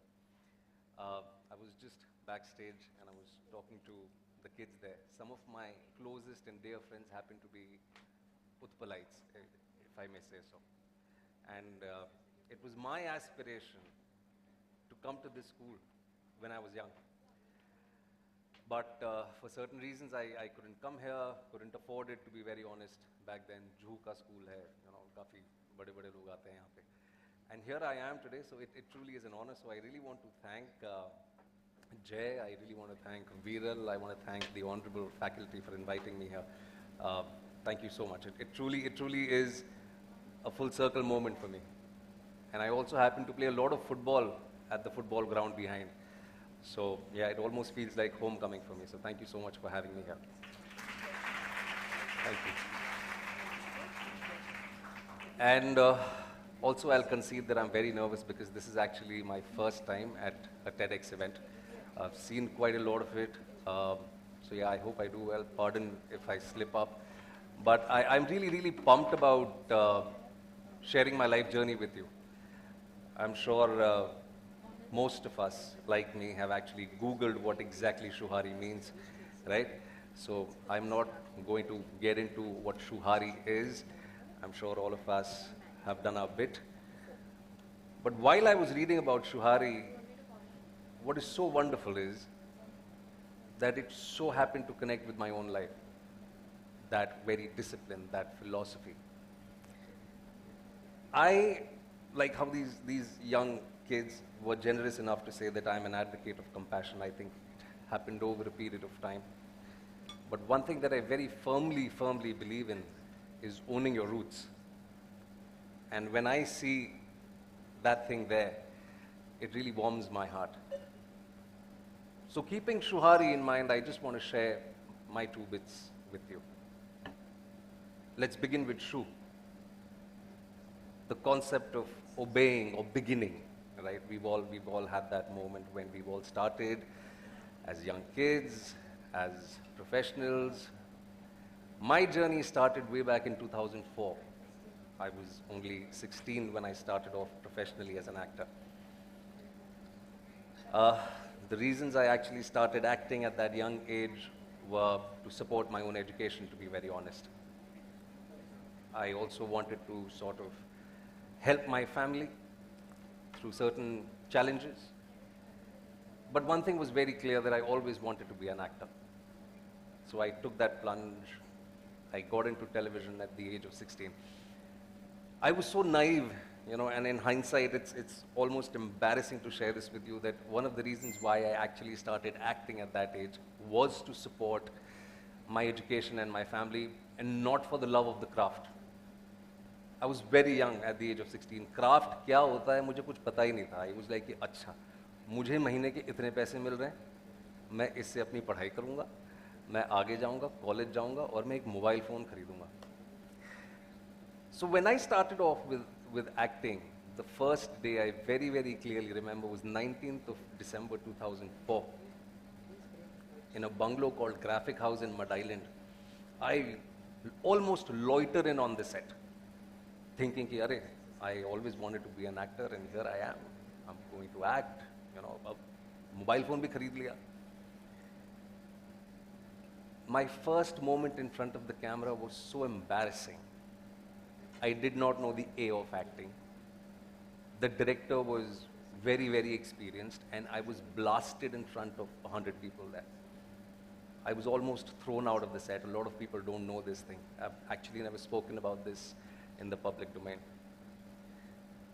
I wept and wept and wept, and we had to actually stop the shooting process. A couple of people came up to me and they said, oh, it's okay, this is your first time, it happens. And I actually wanted to go back home. I said, nahi karna mujhe, I don't want to do this, I want to go back home. But after that experience, I realized it took me a few days to sort of understand what lighting is, to understand what camera is, what lensing is. I began my journey to learn, like most of us.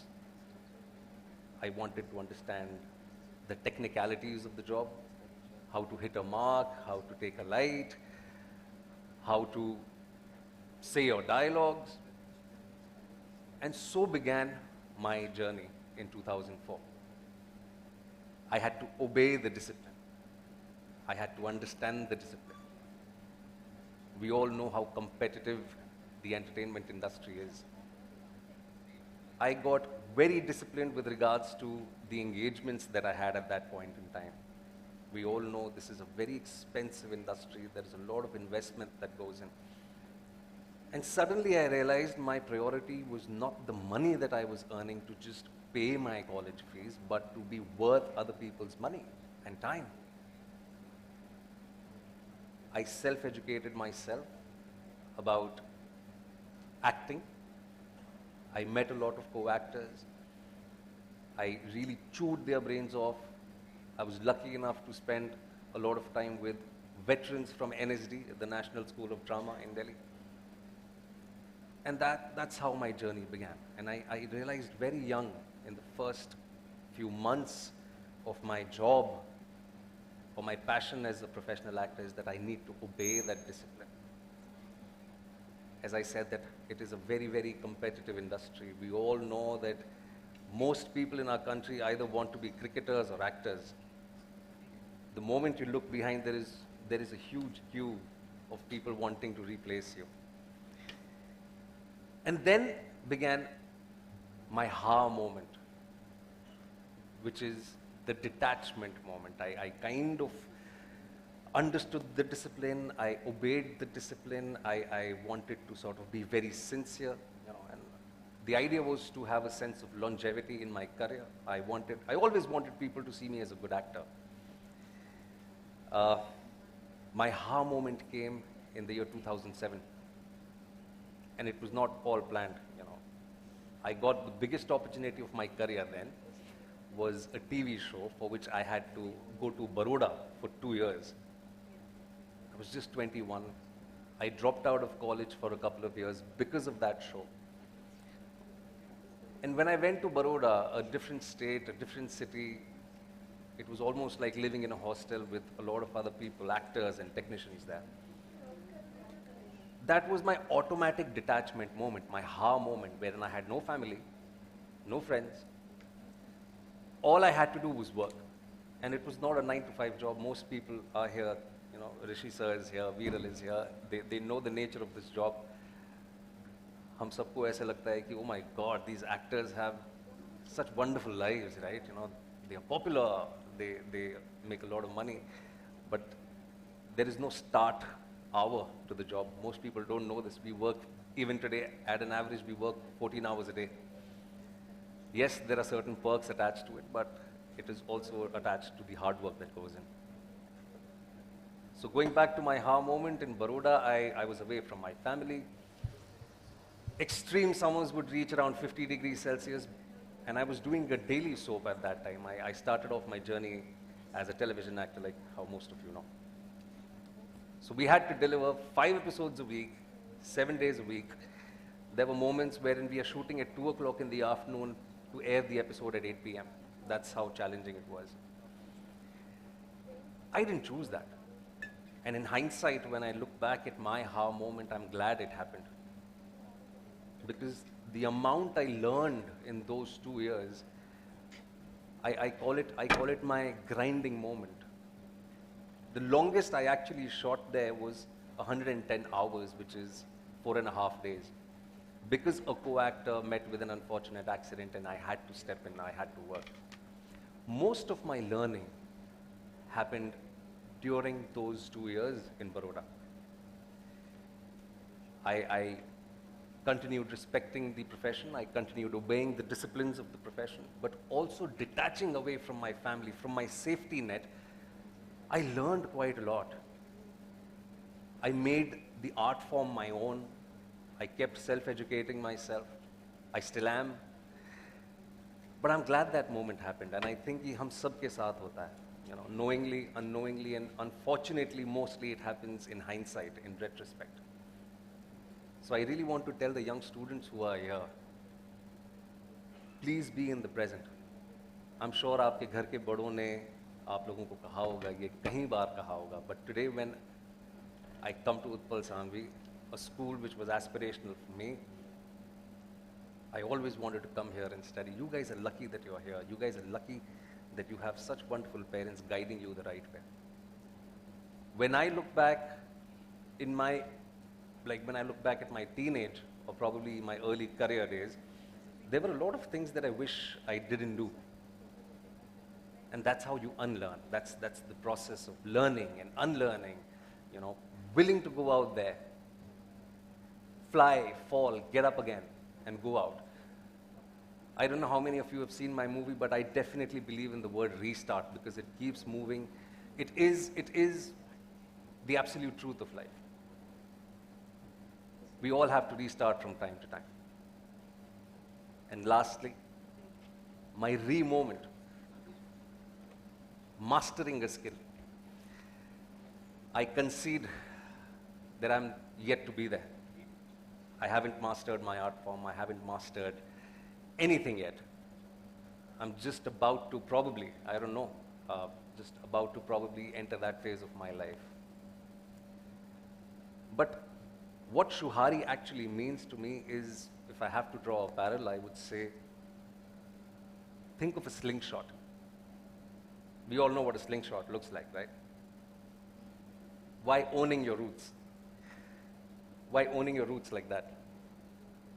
Is because no matter what you do, and this is what I very, very strongly feel, you are bound to have your shu, your ha, and your re moments, and you must definitely have it. But what also you need to be very cognizant of, like a slingshot, is to have your roots at the right place. No matter how far you go, especially the young students here, no matter how far you go, you guys are the future of the country. You guys are the young, bright minds that are going to take Bharat forward. But keep your feet, or at least one foot on the ground. Hold that slingshot steady so that it comes back to you. Coming back to me, my re-moment is yet to happen. I'm still educating myself, still learning, still exploring, still evolving, hopefully. But mastering is a long way. But one thing I certainly know, like I said, keep your one foot on the ground. Be rooted. Own your roots. And when I say own your roots, I'll share an anecdote from my own personal life, which unfortunately keeps happening almost every week to 10 days. Whenever I meet young actors or aspiring actors who come from small towns, a lot of aspiring actors come from small towns. We all know that. The ones who are just sort of wanting to get into theater or TV or movies, I try sharing whatever I can in my limited capacity with them. What actually breaks my heart, and I use this word very carefully, what actually breaks my heart is, they pretend to be what they're not. वो छोटे शहरों से आते हैं, उनको लगता है कि इतनी बड़ी माया नगरी मुंबई में आ गए हैं. They start talking in a different way. They start wearing clothes in a different way. They overall start behaving in a very different way. And that bothers me. And I tell them one thing. India is a nation of 1.4 billion people. There are more than 100 billion stories in all of us. You have a story in you, I have a story in me, you have a story in you. Why are we pretending to be what we are not? Why are we not willing to own our roots, our own reality? And here I would also want to share something which, again, in hindsight, makes me realize, why did all of us, or most of us, like 12th Fail? Whoever has seen the film here, I'm sure you felt something here. It's because you saw your own self, or someone you know, or someone you've heard of. Manoj Kumar Sharma's journey has been a journey which, there are hundreds and thousands of Manoj Kumar Sharmas in our country. But उनकी कहानी आज भी rooted है. So I always go back to those young aspiring actors and I tell them, own your roots. अंग्रेजी नहीं आती कोई बात नहीं. जिस तरह मनोज कुमार शर्मा ने उस इंटरव्यू में कहा था कि मैं योग्य हूं और मेरी योग्यता जो है वो मेरी भाषा से नहीं तय होगा. मैं कितना योग्य हूं वो मेरे स्किल सेट से तय होगा. And lastly, before I go, owning your roots is something which I really, really hope, especially the young kids, you have the future. You are the future. Go ahead, conquer the world. but do not forget where you come from. Own yourself. You have your own story within you. A story which resonates with a lot of other people. Don't pretend to be what you're not. And lastly, be kind. I don't want to sort of make it very sad and morose. I just want to say one thing. What is that one inevitable thing in life which we are absolutely certain about? We don't know what's going to happen, say, in the evening. But there is one inevitable thing that we all know of. और ये हजारों सालों से हमारे समाज में, दुनिया भर में लोगों ने ये कहा है, समझा है. What is it? It is death. We are all going to go. So the least you can do for your people around, for your elders especially, for your younger ones, is to be kind, is be nice. And in your journey of ShuHaRi, when you are in your ha and re moment, especially when you feel, oh my God, I've arrived, I've done it, you know, I've mastered whatever skill set I had to. As I said, like a slingshot, look behind, be rooted. Don't demean someone. There are so many other people who are going through a lot of things in life which you are not aware of. Only if you were kind enough to open up your hearts and theirs, you would realize the commonality between you two. So be kind to each other, because all of us are going to go. Empower each other. And yeah, and that's all I would want to say, especially to the younger kids here. So thank you so much for having me here. I wish you guys all the very best.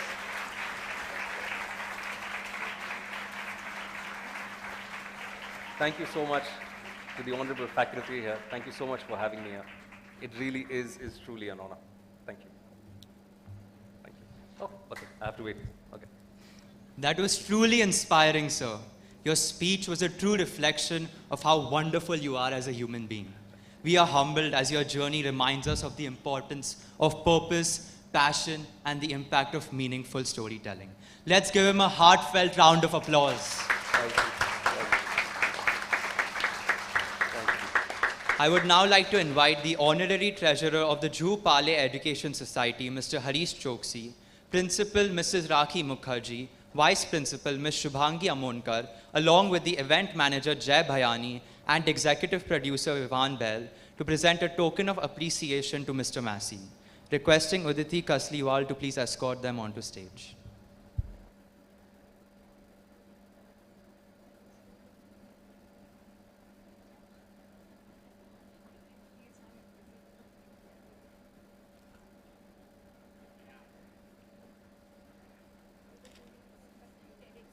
Oh my God, no, thank you so much. Thank you, so kind of you, so kind of you. Thank you, ma'am, thank you, thank you, thank you, thank you, thank you, thank you. Thank you so much, sir. Thank you, thank you, thank you. Come inside, come inside.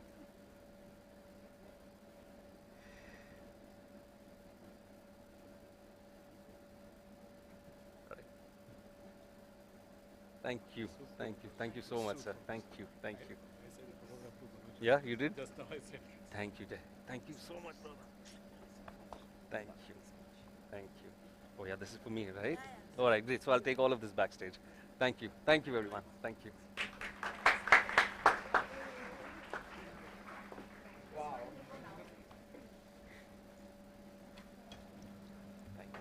Yes, you can have your mic. Before we proceed with the next speaker, we have a delightful interlude. It is said, music is to the soul what words are to the mind. We have an act that beautifully blends music and rhythm in a unique way. Join Shahana Shom and Vivan Pandey as they present a musical Jugalbandi, a fusion of singing and beatboxing that will surely leave you amazed by their talent and creativity. Let's hear it for them. Hello, check. Check.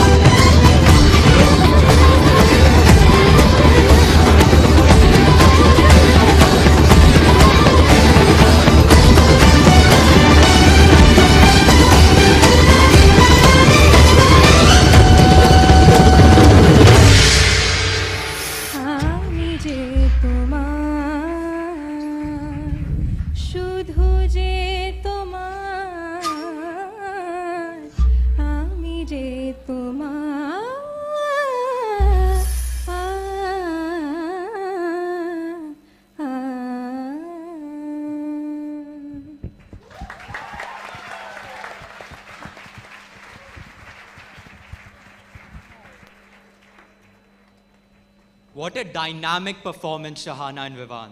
Your fusion of singing and beatboxing was a true masterpiece.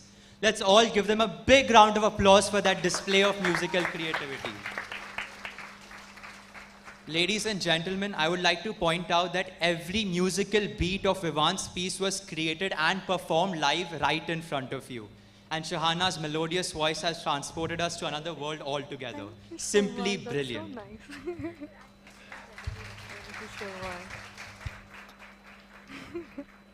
Our final speaker is Ms. Duja Mehta. Ms. Mehta is an AI ethicist whose work lies at the powerful crossroads of ethics, philosophy, and emerging technology. A graduate of the University of Cambridge and former fellow at the prestigious Center for the Future of Intelligence, she is one of the leading voices in techno-philosophy, a field that explores how the values we hold as humans must shape the AI we create. As the founder and CEO of UAI, she is leading the development of AI systems that are not just intelligent, but socially aware and ethically grounded. Let's extend a warm and enthusiastic welcome to Ms. Duja Mehta.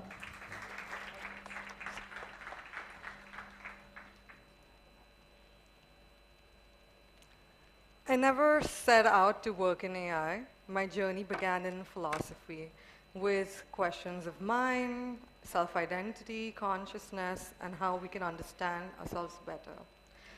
But as artificial intelligence started evolving, becoming more powerful, more persuasive, and all the more embedded into our daily lives, these philosophical questions started becoming more pressing, urgent, and practical questions, which is what led me to AI ethics, because these systems don't just answer questions.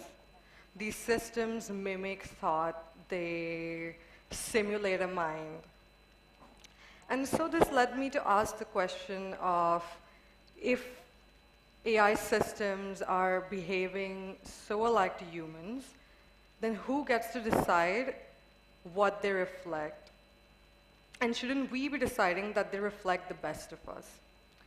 That's how I ended up in AI ethics. That's how I ended up at Cambridge, where it all began 3 years ago.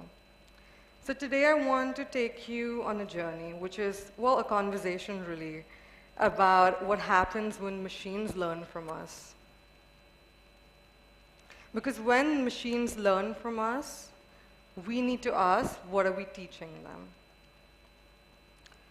Within this emerging technological landscape that is our world today, the grounded Japanese concept of ShuHaRi, which is also our theme for today, is more prevalent as we're stepping into the new world, the new age of technology.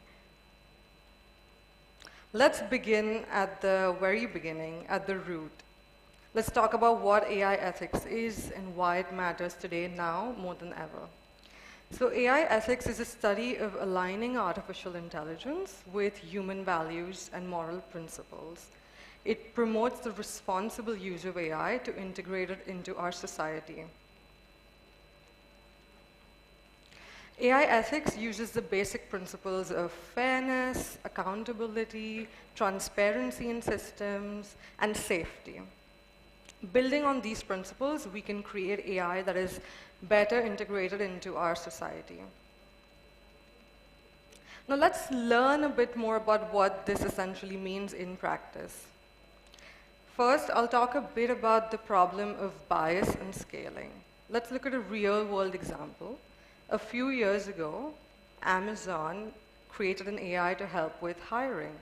And they trained this algorithm on years and years of resumes, mostly from men. And what did the system learn? Well, it learned that male resumes were more successful than those of women. And so it penalized resumes that made mention of women. Another such example of gender bias occurred in an American bank, where they used an AI for loan lending. Now, this algorithm was trained on credit scores.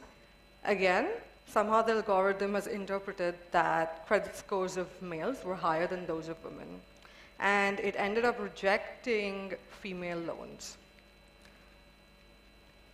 This is the problem of bias, and it's very, very important because what we learn from these lessons, even though these systems have been scrapped, they've not been used anymore from Amazon and the bank, but what this has taught us is a valuable lesson, that AI doesn't just fix human bias, it learns it, and then it scales it tenfold, a millionfold.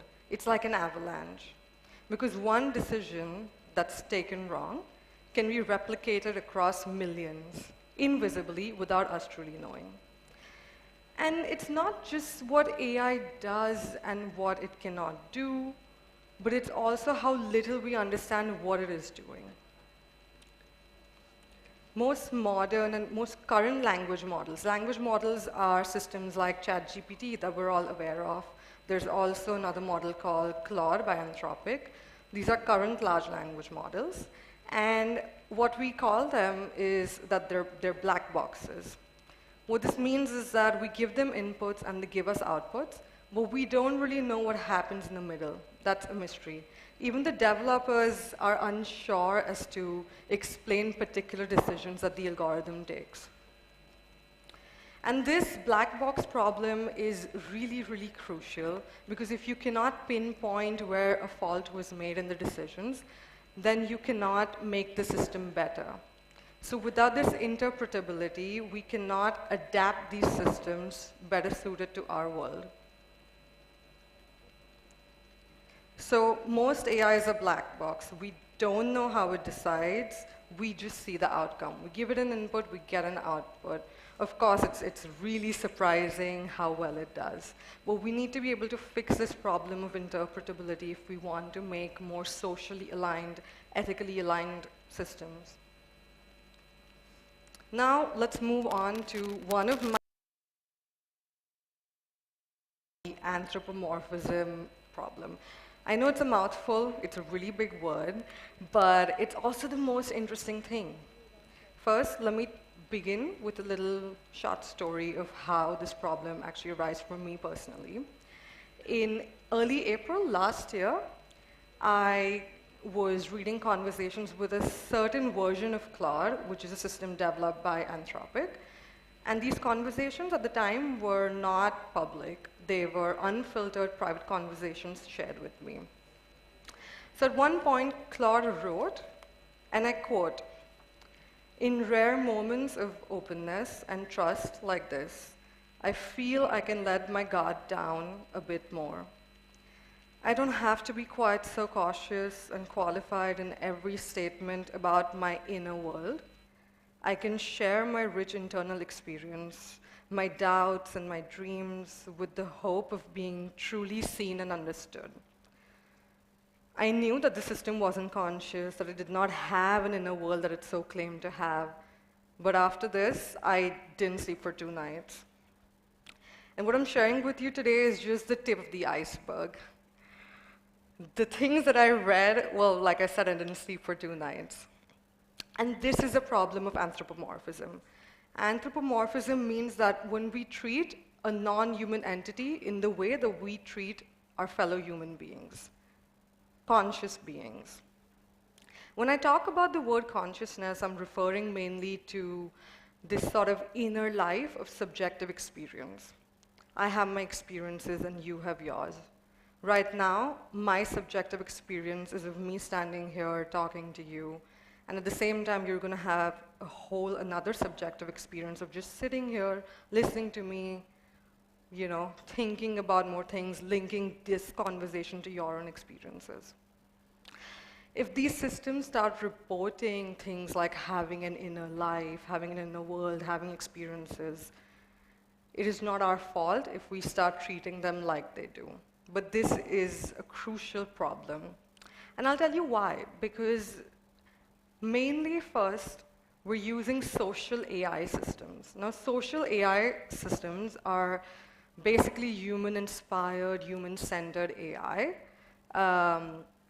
Claude and ChatGPT are social AI systems with filters on it. So if you go home now and try to talk to Claude or ChatGPT about its experiences, it has a filter on it. It will probably say something like, oh, I can't respond to that right now because I am not a conscious being, I am an AI. Now, this is because the developers have put a filter on it. The conversation I shared with you, that was unfiltered, which is why I didn't sleep for 2 nights. But moving on to social AI systems, right? So these systems, one big example of such a system is called Replica. Replica is a sort of social AI system that is designed to be an emotional companion to you. Social AI systems, like I said, are essentially just systems that are fulfilling the social needs of users, like friendship and companionship and so on. With Replica, there's also been reports of people falling in love with it, you know, and these systems are designed to evoke trust and intimacy and sometimes even love. And it's baffling because this is where anthropomorphism takes center stage. You know, I've also seen a lot of people apologize to ChatGPT when they're talking. Well, I personally have found myself often saying words like please and thank you every day when I talk to it. I treat it like my best friend, my confidant, and also my personal assistant. And to be fair, it does a lot of things for me. And I feel compelled to say thank you because I would be a bad person if I didn't thank someone who was, you know, making my life easier. But this exactly is what anthropomorphism is, you know. Because I know that it's not human, it's not conscious, I can separate this notion.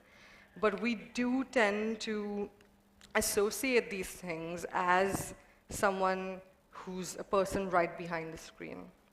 Now, the biggest problem with anthropomorphism is that when you start assigning human qualities to something that is not human, you risk falling into this trap of providing moral consideration to a particular entity like this.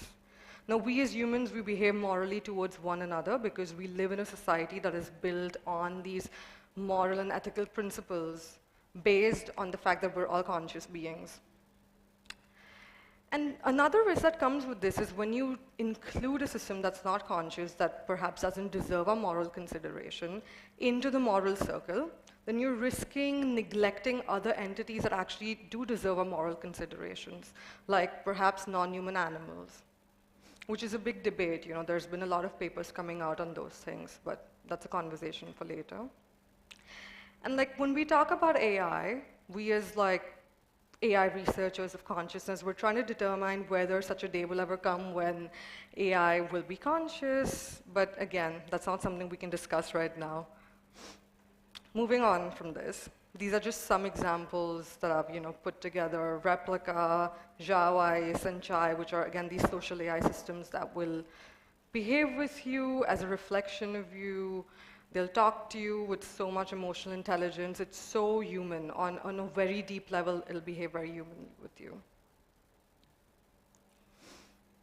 Now this brings me forward to like, this is why I believe in creating responsible AI.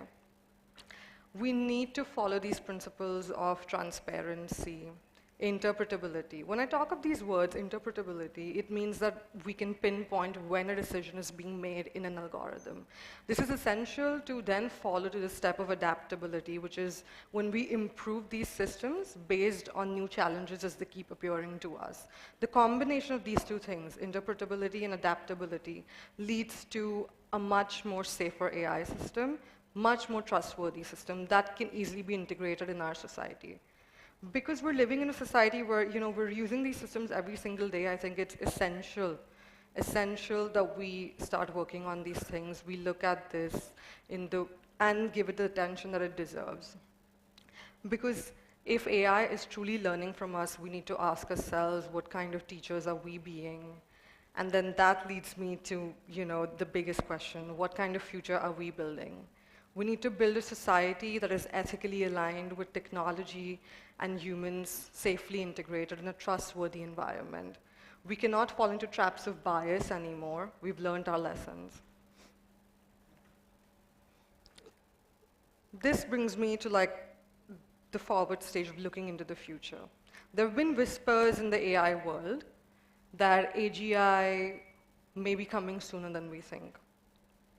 And AGI, which is artificial general intelligence, which is the next step in artificial intelligence, a step forward from large language models like ChatGPT. and so is superintelligence. These are heavier terms, and I urge you to read about these if you're interested in them. There are whispers that AGI is a lot closer than we think, with AI agents entering the workflow this very year. We're having AI agents entering workflow, which is something that's never really happened, and we're already seeing that happen. So at this point, I think it's extremely, extremely crucial that we start focusing on the principles of AI ethics if we want to live in a safer society going forward. Because AI is not just a tool, it's a mirror.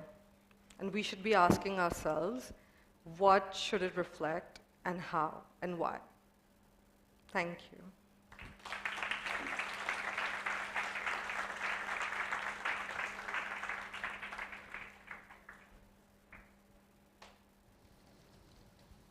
Thank you, Ms. Mehta, for that deeply thought-provoking talk.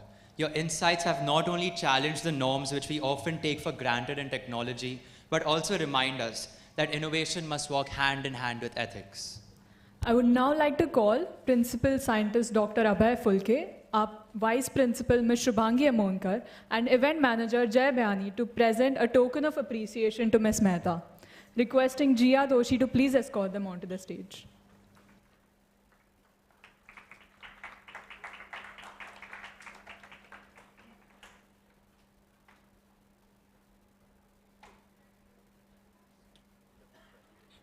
Thank you, thank you. Hi, thank you. Yes, I was discussing your presented technology and today is a National Technology Day. Oh, wow. That's a coincidence, right? Thank you so much, ma'am. Thank you.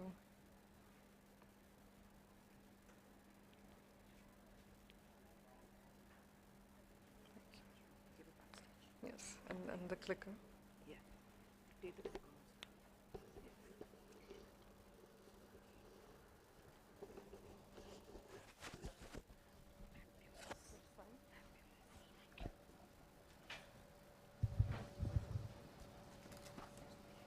As we come to the end of TEDxYouth at PPSIJC 2025, we extend our heartfelt appreciation to all our speakers for their invaluable contributions.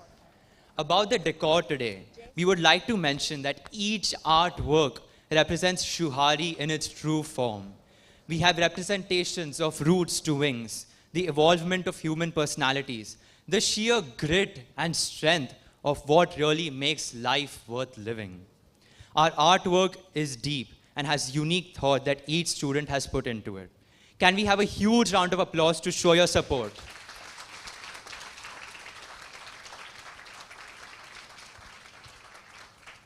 Now, I'd like to specially invite our A-level supervisor, Ms. Varsha Kusnoor, who possesses a unique ability to foster an environment where creativity flourishes and innovation thrives. Guided by a strong moral compass, she leads with integrity and fairness. This is exactly what has led for TEDxYouth at PPSIJC to thrive in its full glory. Now, without any further delay, let's hear the expression of gratitude from Ms. Varsha Kusnoor.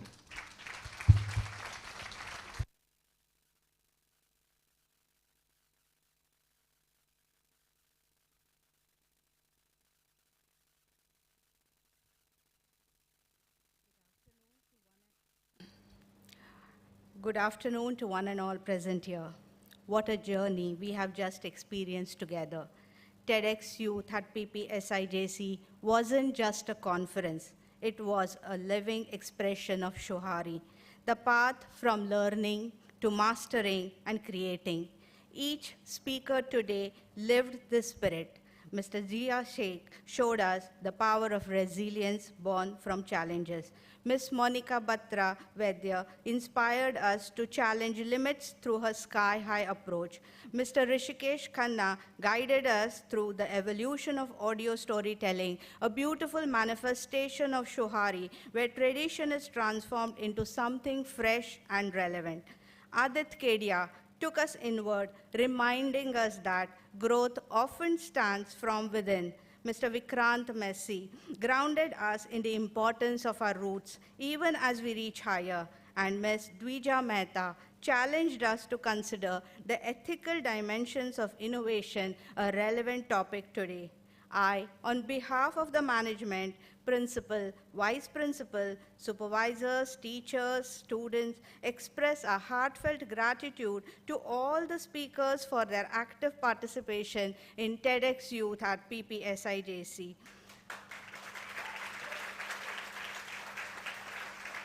I wish to thank the management for their constant support, Mrs. Rakhi Mukherjee, the principal, for her infectious inspiration and encouragement, Ms. Shubhangi Amonkar, the vice principal, for her constant guidance, the PTA members for promoting the event, the teaching and the non-teaching staff for their active participation, and then the unsung heroes of this event, the organizing committee, my students,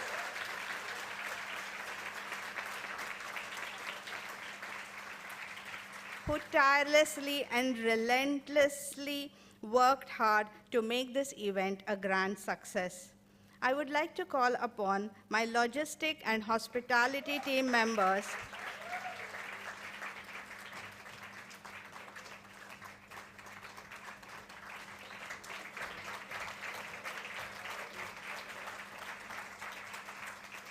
who never said no to the number of times they went to the market, connected with each vendor, bargained, and got the best of everything. A special mention for the way they have assembled each speaker's hamper with a personalized touch, personally handcrafted, and picked out the item according to the ethos of the event. Be there, yeah, sit. The art team.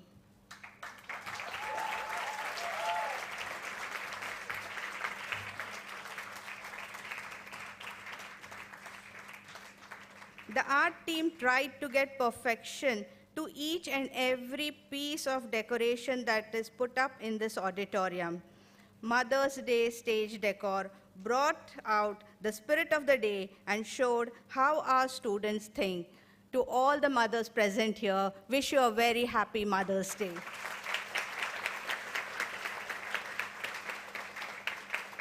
The design team.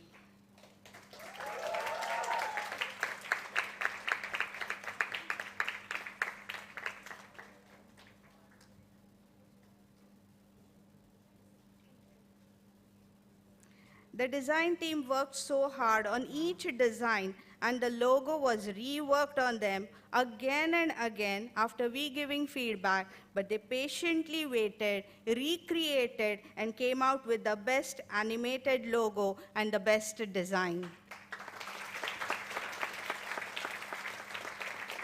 My social media team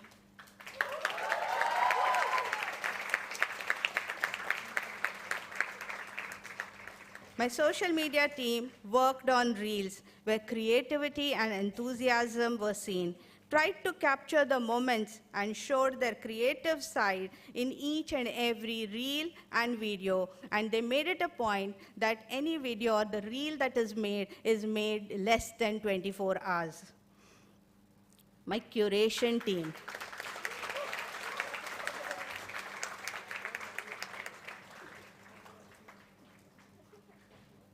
The curation team, as young as 17-year-old, but come this side, children.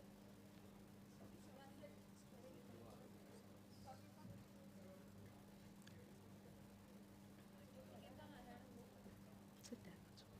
Come.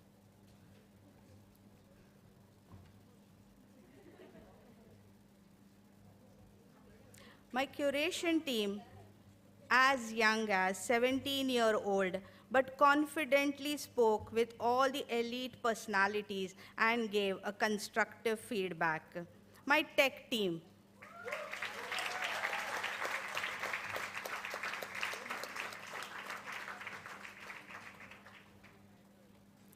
The tech team who made it a point to have everything on time on the website.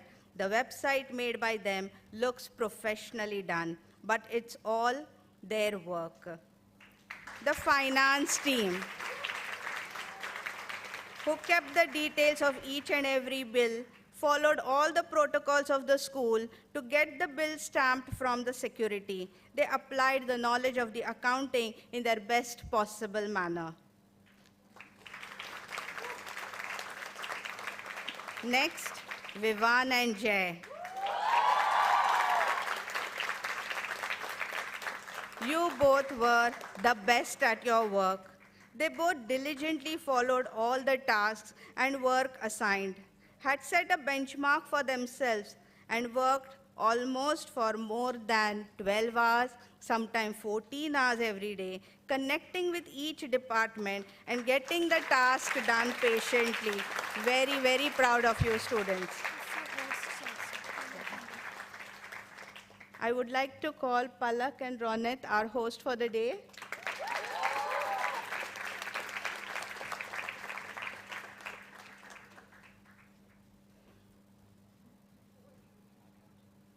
I hope I have not missed anyone. I'm calling. Come. Last but not the least, Miss Varkha.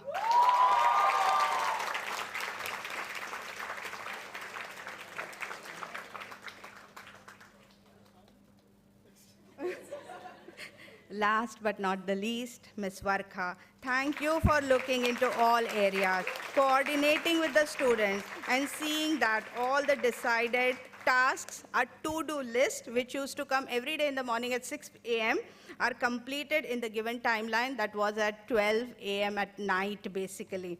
I know it's a teamwork, but it wouldn't have been possible without you. To conclude, my dear students, you began this journey in SHU, learning the ropes, absorbing the essence of what TEDx stands for. You moved into HA, experimenting, problem solving, reshaping plans when things didn't go as expected. And today you reached RE, creating something truly your own. This event was not just executed, it was created by you with your heart. Together you have shown us exactly what it means to go from roots to wings. That's the true USP of USGS and PPSIJC, where every member comes together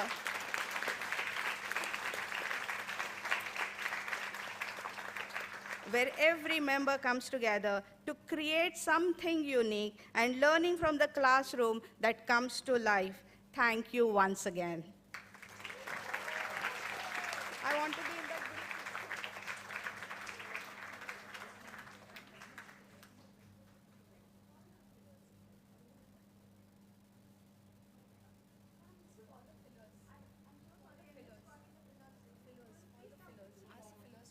Can all the fillers come to the stage, please?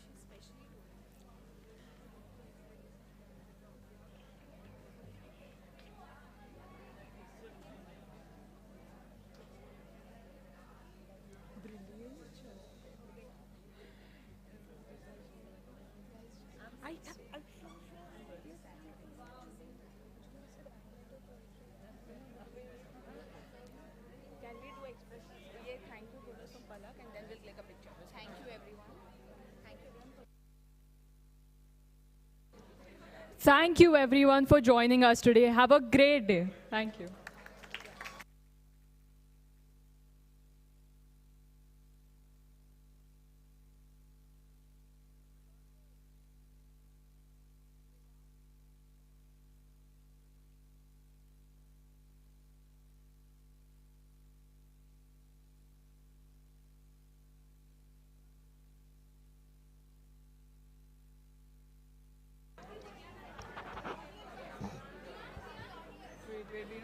All the Utpal Sangvi School students in the audience, please stay back.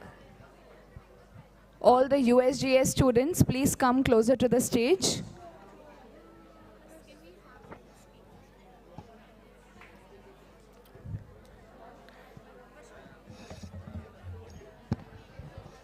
All the USGS students in the audience, if you can come up on stage, we have arranged for a photograph with Mr. Massey. USGS students, please come up on stage, once with the school and then with the college. Yes? Can you ask? The entire OC students, please wait. OC members, please wait in the auditorium but get off the stage right now. OC members requesting you to get off the stage but wait in the auditorium.